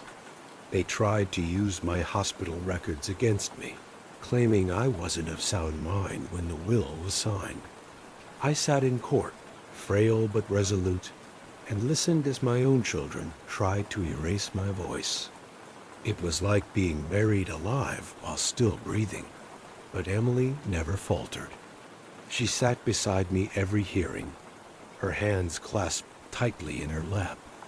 And when the judge finally asked me to speak, I told the truth. I told them how I'd begged for my children to visit, how I'd waited night after night for a call, a text, a sign that they cared. I told them how Emily had stepped into that silence and filled it with humanity. When I finished, there were tears in the courtroom, not from Daniel or Claire, but from strangers who understood something my children never had.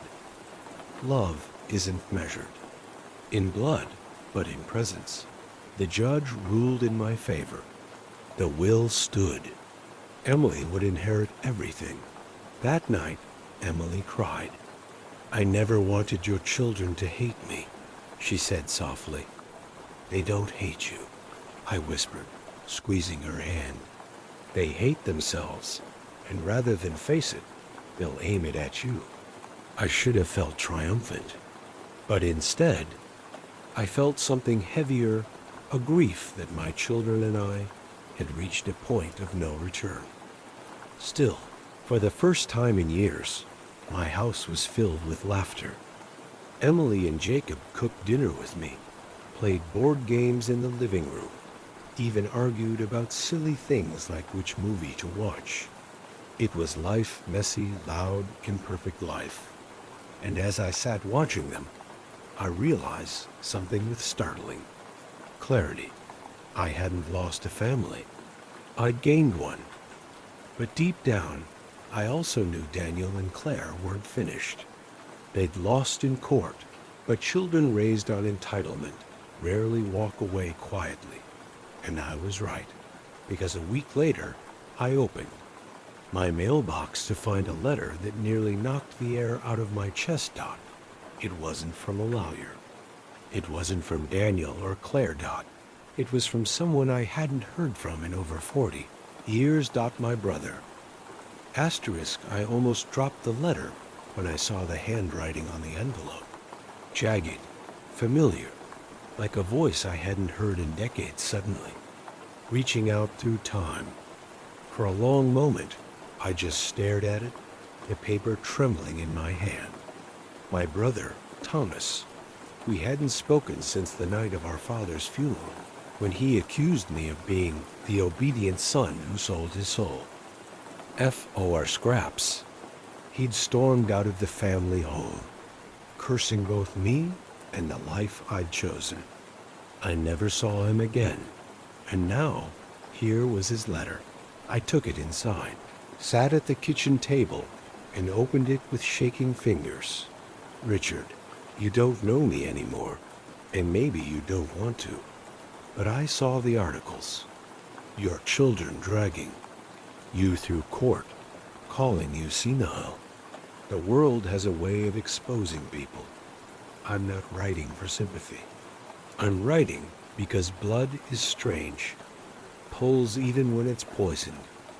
I heard you're leaving everything to a nurse. Maybe that's wise. Your kids sound like they've turned out like our father. Greedy, grasping. But I need to tell you something before it's too late. Something about Mother. Something I kept from you all those years ago. If you're willing, I'll come see you. Thomas. I read those lines again and again until they blurred. Something about Mother? After all these years? Emily came into the kitchen, wiping her hands on a dish towel. She saw my face and froze. What's wrong? Bad news? I handed her the letter. She read it quickly, her brows knitting. Do you want to see him? The truth was, I didn't know. Part of me wanted to burn the letter, to leave the past buried. But another part, the child in me, ached for answers. A week later, Thomas arrived. When I opened the door, I barely recognized him. His once dark hair was snow white, his frame stooped, but his eyes, the same sharp green as mine, still carried that restless fire. For a moment, neither of us spoke. Then he gave a wry smile. You look just like him now. Our father. It stung, but I stepped aside. Come in. We sat across from each other at the same table where I'd read his letter. Emily hovered, offering tea, but Thomas waved it off. This won't take long, he said. I braced myself. Richard, do. You remember the night Mother died? I nodded slowly. Of course, she was sick for months. Father said the medicine wasn't helping. Thomas leaned forward, his voice low. That's the lie. She wasn't sick. She was poisoned slowly, carefully by him, our father. The words landed like thunder. I stared at him, my heart hammering. That's insane. He might have been cruel, but poison? Why? Thomas's mouth twisted. Because she was going to leave him. She was planning to take us. She had money hidden. Away, a ticket out, he found out. And he made sure she never got the chance. I felt the room tilt. My whole childhood, every memory of my father, telling me to be strong. Every cold night when Mother's cough echoed down the hall, suddenly reframed under a darker shadow. You knew, I whispered. Thomas nodded. I found her letters. I confronted him. He told me if I ever spoke, I'd end up like her. So I ran. Silence stretched between us, broken only by the ticking of the wall clock. Emily's hand touched my shoulder gently, grounding me. Richard, are you okay? I wasn't. I was unraveling. Thomas leaned back, weary. I don't want your inheritance. I don't want to reopen wounds. But I thought you should know the truth. Our father was a murderer, and we, his sons, are what's left of that legacy. His voice cracked on the last word. I looked at him then, really looked. He wasn't the reckless brother who abandoned me. He was a man broken by a secret too heavy to bear. And suddenly, I understood something chilling. My children were just ungrateful. They were continuing a cycle.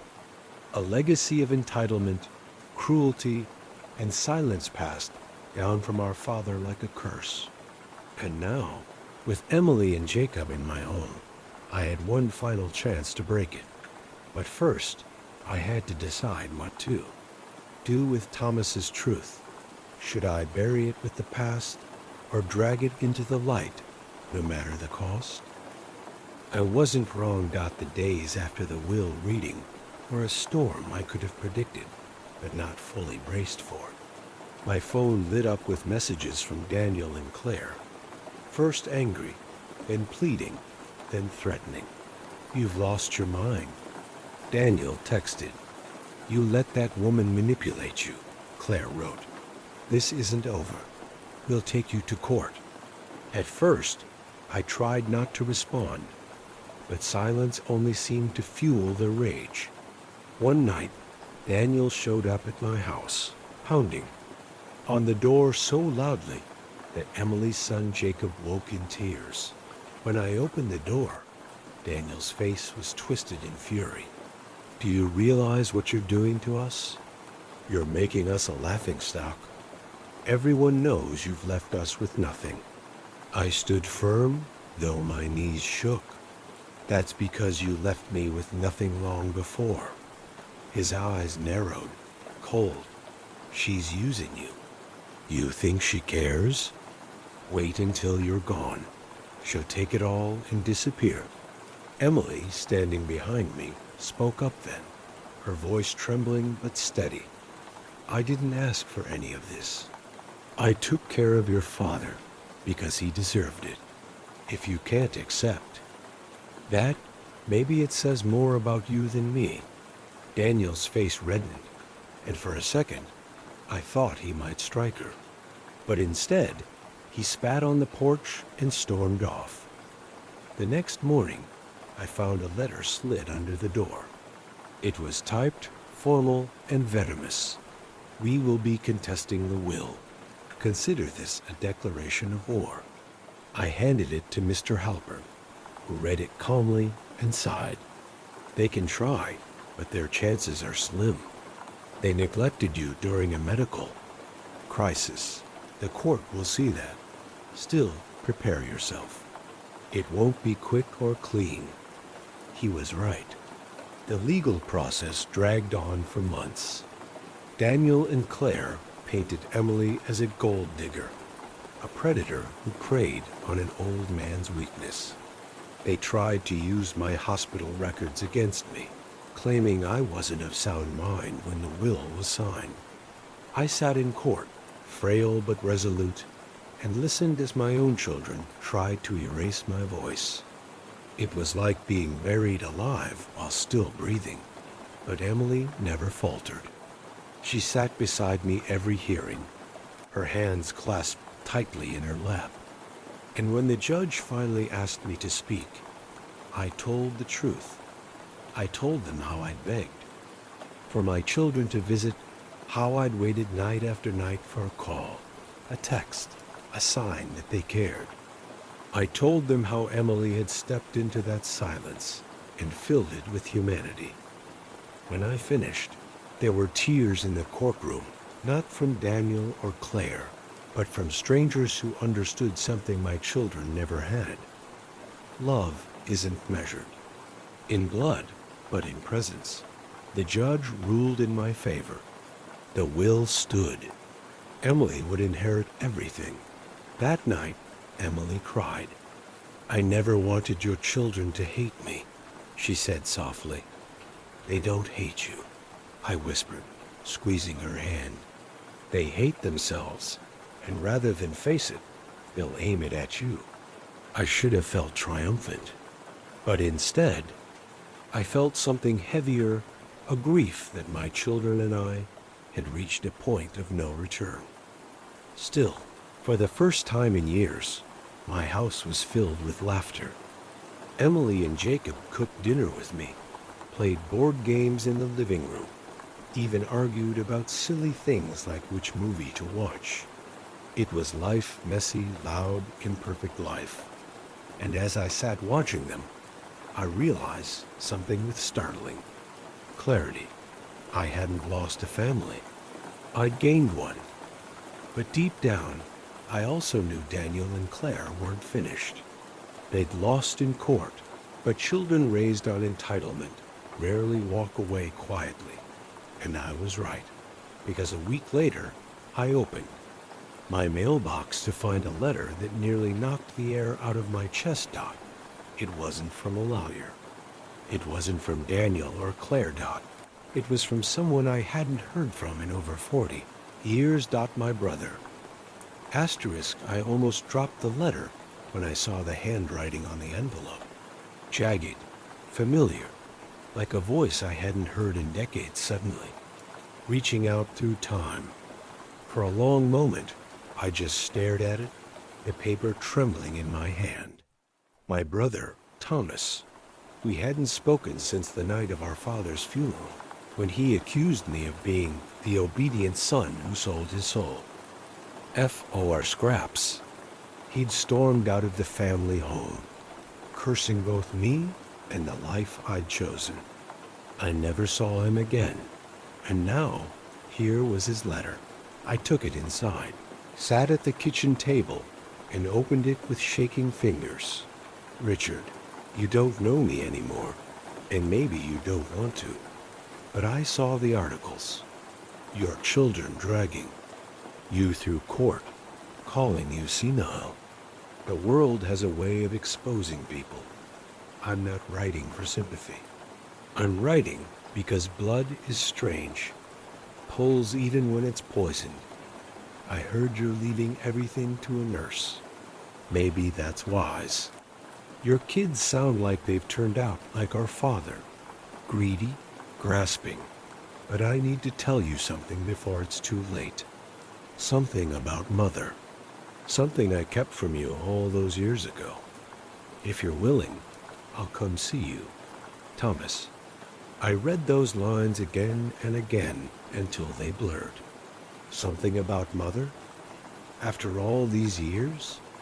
Emily came into the kitchen, wiping her hands on a dish towel. She saw my face and froze. What's wrong? Bad news? I handed her the letter. She read it quickly, her brows knitting. Do you want to see him? The truth was, I didn't know. Part of me wanted to burn the letter, to leave the past buried. But another part, the child in me, ached for answers. A week later, Thomas arrived. When I opened the door, I barely recognized him.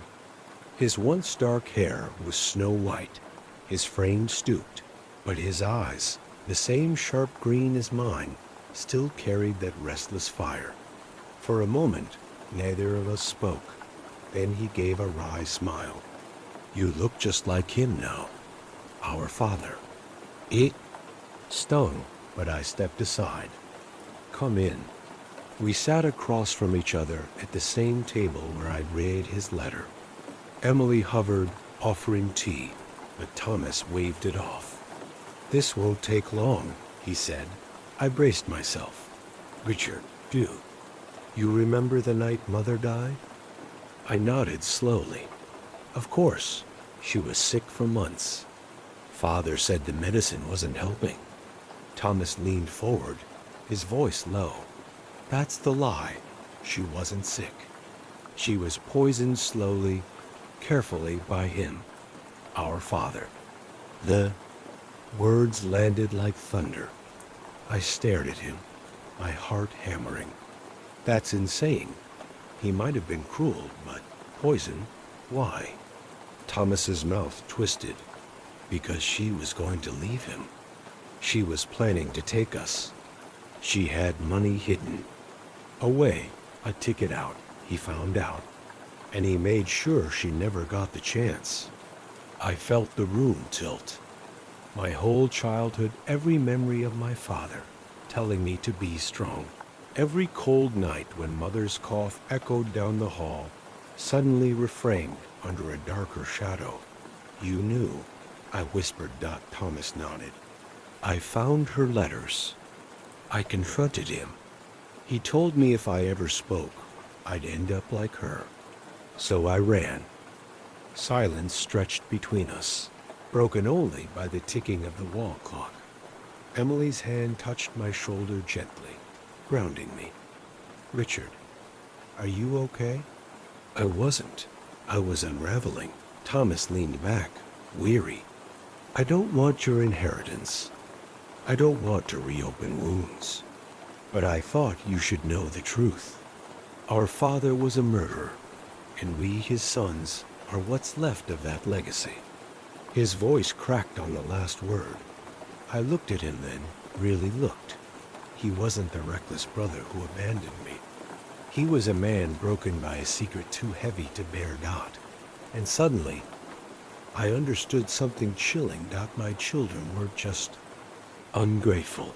They were continuing a cycle, a legacy of entitlement, cruelty, and silence passed down from our father like a curse.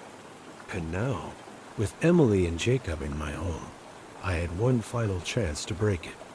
But first, I had to decide what to do with Thomas's truth. Should I bury it with the past or drag it into the light, no matter the cost? I didn't sleep that night. I kept seeing Mother's face in fragments, the way she used to hum while folding laundry, the faint lavender perfume that lingered in the hall after she passed, the gentle way her hand smoothed my hair when I woke from nightmares. And now Thomas's words poisoned every memory. Was it true? Had Father really killed her? By dawn, I was sitting at the kitchen table with Mother's old wooden box. It had sat unopened for decades in the attic, one of the few things I kept after Father's death. My hands shook as I pried it open. Inside were faded photographs, a rosary, and letters. Dozens of letters. Some were ones she'd written to me as a child, simple notes of encouragement. But others, tied with a ribbon, were written to someone else. To Margaret. I froze. Margaret was her sister, my aunt, who had moved away before I was born.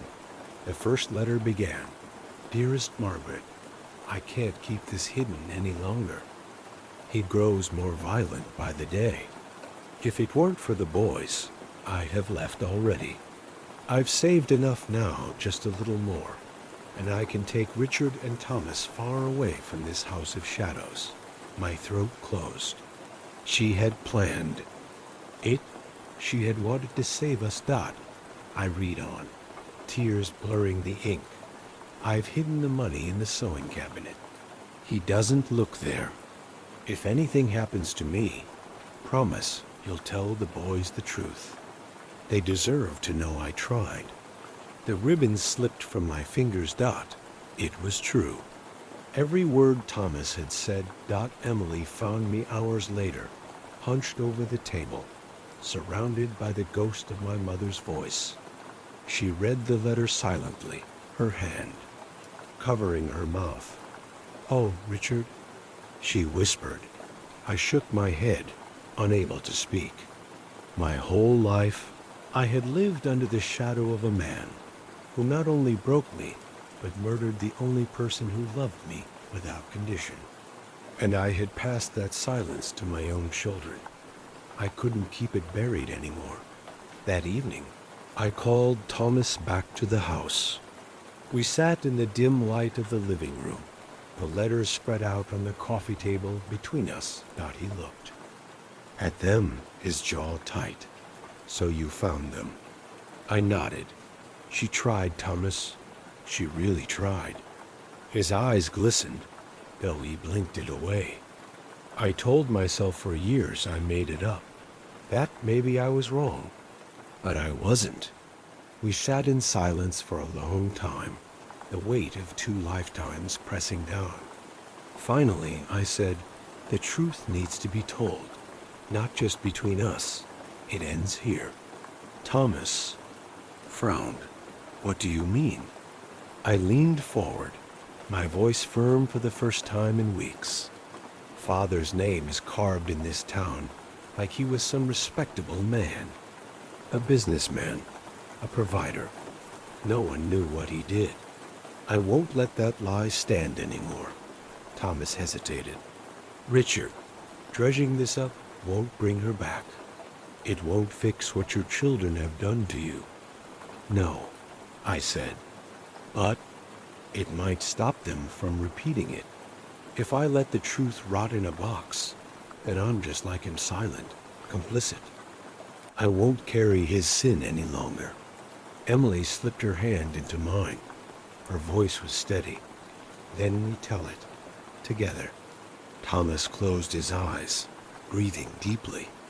When he opened them, I saw something I hadn't seen since we were boys, a flicker of trust. "All right," he said quietly. "Let's burn the mask he left behind."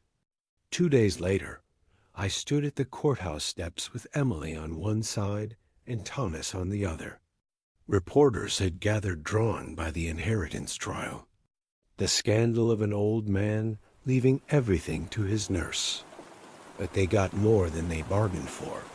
I stepped to the microphone, holding one of Mother's letters in my trembling hand.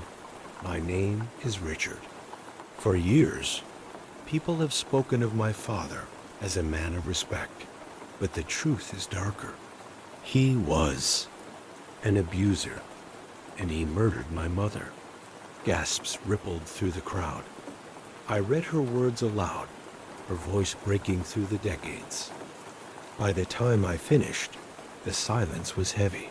Shocked. Then the questions began to fly. But for the first time in my life, I felt free. The curse had cracked Dot, and yet, deep down, I knew this was only the beginning, because secrets like this don't just die in the open. They fight back, and I had just declared war on my own bloodline.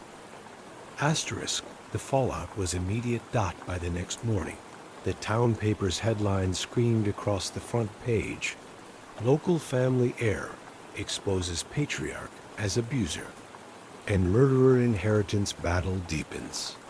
My phone didn't stop ringing. Former business partners, distant cousins, old neighbors, everyone wanted a piece of the scandal. Some called to offer support. Others spat venom, accusing me of tarnishing a good man's name. But the worst call came from Daniel. "Dad," he said, his voice sharp with rage, "what the hell have you done?" I took a breath, steadying myself. I told the truth. "You humiliated us. Do you even understand what this does to our name?" My colleagues are already whispering. Clients are pulling out. "You've destroyed everything." I closed my eyes, pinching the bridge of my nose. "Daniel, this isn't about your career. This is about your grandmother. She died trying to protect us." "Grandmother?" His laugh was bitter. "Don't make me laugh. She's been dead for decades. She can't hear your little performance. This was about you, Dad, about your guilt. And you dragged us all through the mud to wash yourself clean." His words stung more than I wanted to admit. "I won't apologize for telling the truth." "You should," he snapped. "Because if you think I'm going to let you cut me out of the will and destroy our family's name, you're delusional. You may have given everything to that nurse, but I'll fight this until the day you die." The line went dead before I could answer. Emily touched my shoulder as I set the phone down. "He's angry. He'll come around." But I wasn't so sure. Later that week, the lawyer handling my estate called. "Mr. Whitman," he said cautiously, "I've been contacted by your children. They intend to contest the will. They're citing mental incompetence, claiming you've been manipulated." My stomach sank. "Manipulated by Emily?" "Yes," the lawyer confirmed. "They're painting her as a predator. The media will seize on it." When I told Emily, she went pale. "Richard, they'll drag everything through the courts. Your health, your mind, even our marriage." I held her hands, then let them. "I won't be bullied into silence again. Not by my father's ghost, and not by my children." But deep down, I knew what this meant. They weren't just fighting for money. They were fighting to erase the truth, and I would not let them win. 2 weeks later, we stood in the courtroom. My sons sat on the opposite side, their lawyers polished and predatory. Daniel wouldn't look at me. Michael's jaw was set, his expression hard. When the judge asked for opening statements, their attorney wasted no time.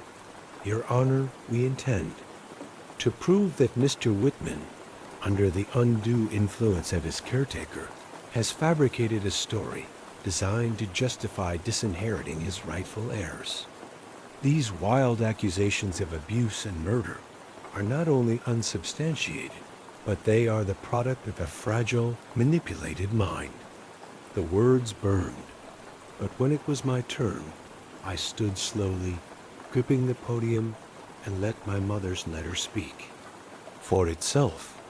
I read it aloud again, her trembling words filling the chamber by the time I finished. The courtroom was silent. Then the cross-examination began. Daniel's lawyer leaned forward, his smile thin. Mr. Whitman, isn't it true that you've suffered recent health scares? Memory lapses? Confusion? No, I said firmly. And isn't it also true that you've grown increasingly dependent on Nurse Mrs. Emily Whitman, who stands to gain everything if your children are disinherited? Emily's face flushed, but I kept my voice steady. She stood by me when my children abandoned me. That is why I trust her. Not because she manipulated me, but because she was here. The lawyer smirked. Convenient. I clenched my fists under the table. For hours they battered me, trying to twist every word to paint me as senile, delusional. But when they finally let me step down, Thomas took the stand. He placed his hand on the Bible, his voice steady. I was there the night. Our father killed her. I was 13 years old. I heard the struggle. I saw her fall. I remember every detail. Gasps filled the room. For the first time, my sons looked shaken. And I knew, no matter how long this dragged on, the truth was no longer mine alone to carry. What I didn't know was how far Daniel was willing to go to protect his version of the family legacy. And soon, I'd find out just how ruthless my own son could be. Daniel escalated faster than I could have imagined. 2 nights after Thomas's testimony, I woke to the sound of glass shattering. My heart pounded as I sat up, the oxygen machine hissing faintly beside me. Emily rushed to the window and gasped, "Dot spray painted." Across the side of our house, in thick, dripping red letters, were the words, LIAR. And beneath it, blood is blood. Emily clutched my arm. Richard, this isn't random. Someone did this to scare us. But I already knew who. The next morning, I confronted Daniel. I called his office line. He picked up, sounding annoyed. Dad, I'm in a meeting. Did you send someone to vandalize my home? I demanded. A pause, then a cold chuckle. Paranoia isn't a good look for you. Answer me, Daniel. He sighed dramatically. If someone's angry at you, maybe it's because you've dragged our family name through the mud. Don't look at me, Dad. You've made a lot of enemies lately. Before I could respond, he hung up. Things only escalated from there. Anonymous letters arrived in our mailbox. Drop the case or the truth dies with you. Think of Emily before it's too late. And once, a dead crow was left on our doorstep. Emily grew terrified. Richard, this is beyond a legal fight. He's trying to break us. What if next time it isn't paint or birds? What if it's... She trailed off, but the fear in her eyes said enough. I tried to stay strong, but I was exhausted. My body, frail, my heart weighed down by betrayal. And yet, part of me understood. Daniel wasn't just protecting money. He was protecting the myth of his grandfather, the man he idolized as a child. In his eyes, I wasn't just disinheriting him. I was destroying his identity. Court resumed, and Daniel's fury boiled over in public dot when Thomas testified again, describing how our father once beat him so badly he couldn't walk for days. Daniel exploded. "You're lying!" he shouted across the courtroom, leaping to his feet. "You always hated him? You always hated us? Don't you dare slander him to get Dad scraps." The judge pounded her gavel. "Order! Mr. Whitman, sit down or I will have you removed." But Daniel's mask had cracked. His polished veneer was gone, replaced by the same rage I remembered. In my father's eyes, for the first time, I saw him not as my son, but as my father's heir in more ways than blood. That night, I couldn't sleep. I stared at the ceiling, listening to Emily's quiet breathing, wondering if I'd doomed her by putting her in the middle of this war. I thought of my mother, her whispered warnings, her desperate flight into the night. I thought of the younger me paralyzed by fear, too weak to stop him. And now I wondered, was Daniel right? Had I passed on the curse, not just the bloodline? Had my silence raised a son who mirrored the very monster I'd spent my life trying not to become? The next hearing promised to bring everything to a head. The judge had ordered the unsealing of previously hidden police reports from decades, Ugo files buried when my father still had influence in the town. If those reports contained what I suspected, Daniel's campaign to rewrite history would collapse.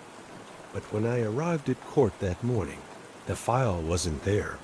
It had been stolen, and the only person who stood to gain from its disappearance was my son. Asterisk, the courtroom buzzed with confusion when the clerk announced the missing file. "Your Honor," my attorney said sharply, "those documents were secured in evidence. This isn't a clerical error. Someone interfered." The judge's brows knit together. "Are you suggesting tampering?" "Yes," my lawyer replied. "And given the stakes of this case, it's clear who benefits from their disappearance." All eyes turned to Daniel.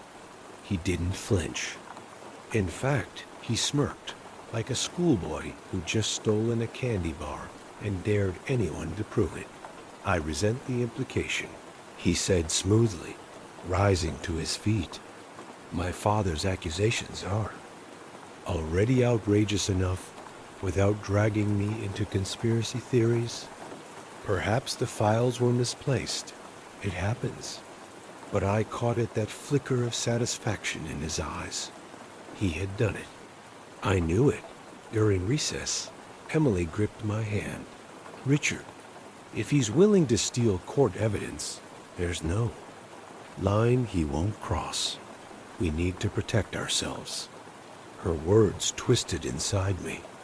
Protect ourselves from my son. But she was right, so when court resumed, I asked to address the judge directly. My voice shook, but I forced every word out. "Your Honor, I have reason to believe my son interfered with these files. He has threatened me, harassed me, and vandalized my home. If this trial is to be fair, he must be held accountable." The courtroom erupted in whispers. Daniel actually laughed. "My father's illness is making him paranoid," he said, turning to the judge with false sympathy. "It's tragic, really. He's lashing out at the only child who stayed by his side." I slammed my hand on the table. "Stayed by my side? You abandoned me when I needed you most. You only came back when money was on the line." The gavel cracked down. "Enough," the judge barked. "I will not allow this courtroom to descend into theatrics. Mr. Whitman, if you are accusing your son of criminal behavior, we will treat it as such. An investigation will be opened immediately." Daniel's smirk finally slipped. 2 days later, the police showed up at his office. They'd traced a set of fingerprints on the evidence room lock. Not conclusive proof, but enough to warrant further inquiry. Daniel denied everything, of course. He claimed he'd been framed, that bitter relatives were setting him up. But cracks were forming in his polished mask. His colleagues began to whisper. His wife, my daughter-in-law, called me late one night. Her voice was low, trembling. "Richard, I don't know how to say this, but Daniel, he isn't the man you think he is. He frightens me. He frightens the kids. He has for years. Her." Words cut through me like a knife. I thought of my grandchildren, growing up in that house, walking on eggshells the way I once did. The cycle hadn't just continued. It was repeating in full. The final hearing loomed.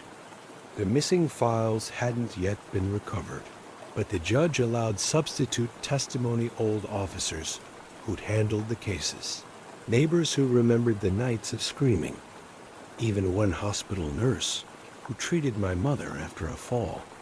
She never reported. Piece by piece, the truth built up. Daniel grew more desperate. His outbursts became harder to control. At one point, he muttered loud enough for me to hear, "If you destroy his name, I'll destroy yours." And for the first time, I believed him. The night before closing arguments, Emily urged me to stay at a hotel for safety, but I refused. I won't run from him, not anymore. At 3 a.m., I woke to the sound of footsteps inside the house. Emily stirred beside me. "Richard, do you hear that?" Before I could answer, a shadow moved in the hallway. The front door lock hadn't been forced. Whoever was inside had a key, and I already knew who it was. The floorboards creaked under his weight as he moved down the hallway. Emily clutched my arm, whispering, "Richard, call the police." But I didn't move. My heart pounded, my breath shallow, but I couldn't look away from the shadow approaching. Our bedroom door. A second later, the door swung open. Daniel stood there. His hair was disheveled, his shirt half-buttoned, his face twisted with something between rage and desperation. In his hand, God help me, he held the spare house key I'd forgotten to reclaim after his last visit years ago. "Dad," he hissed, "you've gone too far." Emily gasped. "Daniel, what are you doing here?" He ignored her, eyes locked. "On me? You think you can drag my name through the mud? Ruin everything I've built?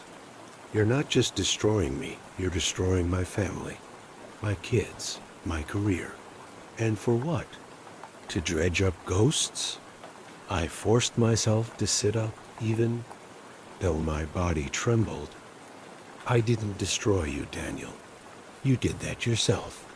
Every lie, every cruelty, you built this house of cards. I'm just done pretending it's real." His hand shook, not with fear, with fury. "You don't get it, do you? If that judge rules against me, I lose everything. My job, my wife, my kids." His voice cracked. "I can't let that happen." Emily spoke, her voice steady despite the terror in her eyes. "Daniel, listen to yourself. Breaking in here? Threatening your own father? This is exactly why he's speaking out. Don't you see?" He turned on her, teeth bared. "Stay out of this." I swung my legs off the bed, my knees nearly buckling under the weight of the moment. "Daniel," I said softly, "I let your grandfather's abuse define me for decades. I stayed silent. I thought if I buried it, it would die with him. But it didn't. It lived in me. And now it's alive in you." He flinched, just for a second, like the words pierced through the armor. "You don't know what you're talking about." he spat. Yes, I do, I said, because I see the same look in your son's eyes that I used to see in mine. Fear, confusion, waiting for the next explosion. His hand clenched around the key so tightly his knuckles went white. For a terrifying moment, I thought he might. Lunge. Then, the sound of sirens cut through the night. Emily had dialed the phone, without him noticing. Daniel's face twisted. You called the cops on your own son? They're here for the man who broke into his father's house in the middle of the night, I said. Not the boy I raised. That boy, he's long gone. Red and blue lights flashed outside the window. A heavy knock rattled the front door. Daniel's shoulders sagged. For the first time, he looked small, like the child I once carried on my shoulders, terrified of thunderstorms. But the moment passed. His mask slid back on, and he sneered. You'll regret this. The police entered, weapons drawn, ordering him to step back. He raised his hand slowly, still glaring at me as if this were my betrayal, not his. As they led him away in cuffs. His words echoed in the hallway. You think you've won, old man, but this isn't over. I stood frozen in the silence that followed. Emily's arms around me, the smell of rain drifting in through the open window. Part of me felt hollow. Part of me felt free, because for the first time in my life, I hadn't been the one hiding in the dark. The next morning, the trial resumed. Daniel's late-night stunt had become part of the case evidence of intimidation, a pattern of behavior that no longer needed just my testimony to prove. But as I sat there, waiting for the judge to return, I realized the real trial wasn't about my father's sins anymore.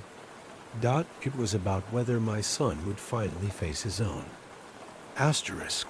The courtroom was so quiet, I could hear the shuffle of papers on the judge's desk. My palms were damp against the wooden bench. Emily squeezed my hand, grounding me, but my chest still felt tight, like every breath had to fight its way free. Daniel sat across the aisle at the defense table, wrists cuffed, flanked by his attorney. His hair was slicked back now, his suit pressed, his expression carefully arranged into that old smug calm he wore like armor. But I noticed the twitch in his jaw, the way his leg bounced under the table. He was unraveling, even if he didn't want anyone to see it. The judge cleared his throat. We've heard the testimony. We've reviewed the documents and listened to the accounts of the witnesses. What this case has revealed is not just the story of one man's trauma, but the ripple effects across generations. My heart pounded. This was it. Richard Mason, the judge said, looking at me. You have carried a burden placed on you by your father's cruelty. Your courage to come forward has allowed us to see the truth, not just about him, but about the patterns that have persisted through your son. Daniel's attorney rose. Your Honor, with respect, my client should not be punished for alleged generational. The judge raised his hand. Sit down, counsel. A murmur rippled through the room. Daniel Mason, the judge continued, voice steady but sharp. Your father's testimony was corroborated not just by physical documents, but by your own actions. Attempting to intimidate him, breaking into his home, threatening him in the presence of a witness, these are not the actions of an innocent man. They are proof of the very behavior he described. Daniel's face went pale. Therefore, the judge said, I am ruling that the assets in question, the trust, the property, will not be placed under your management. They will instead be secured in a manner that ensures they serve the family without being subject to abuse or coercion. Furthermore, Criminal charges for last night's incident will proceed separately.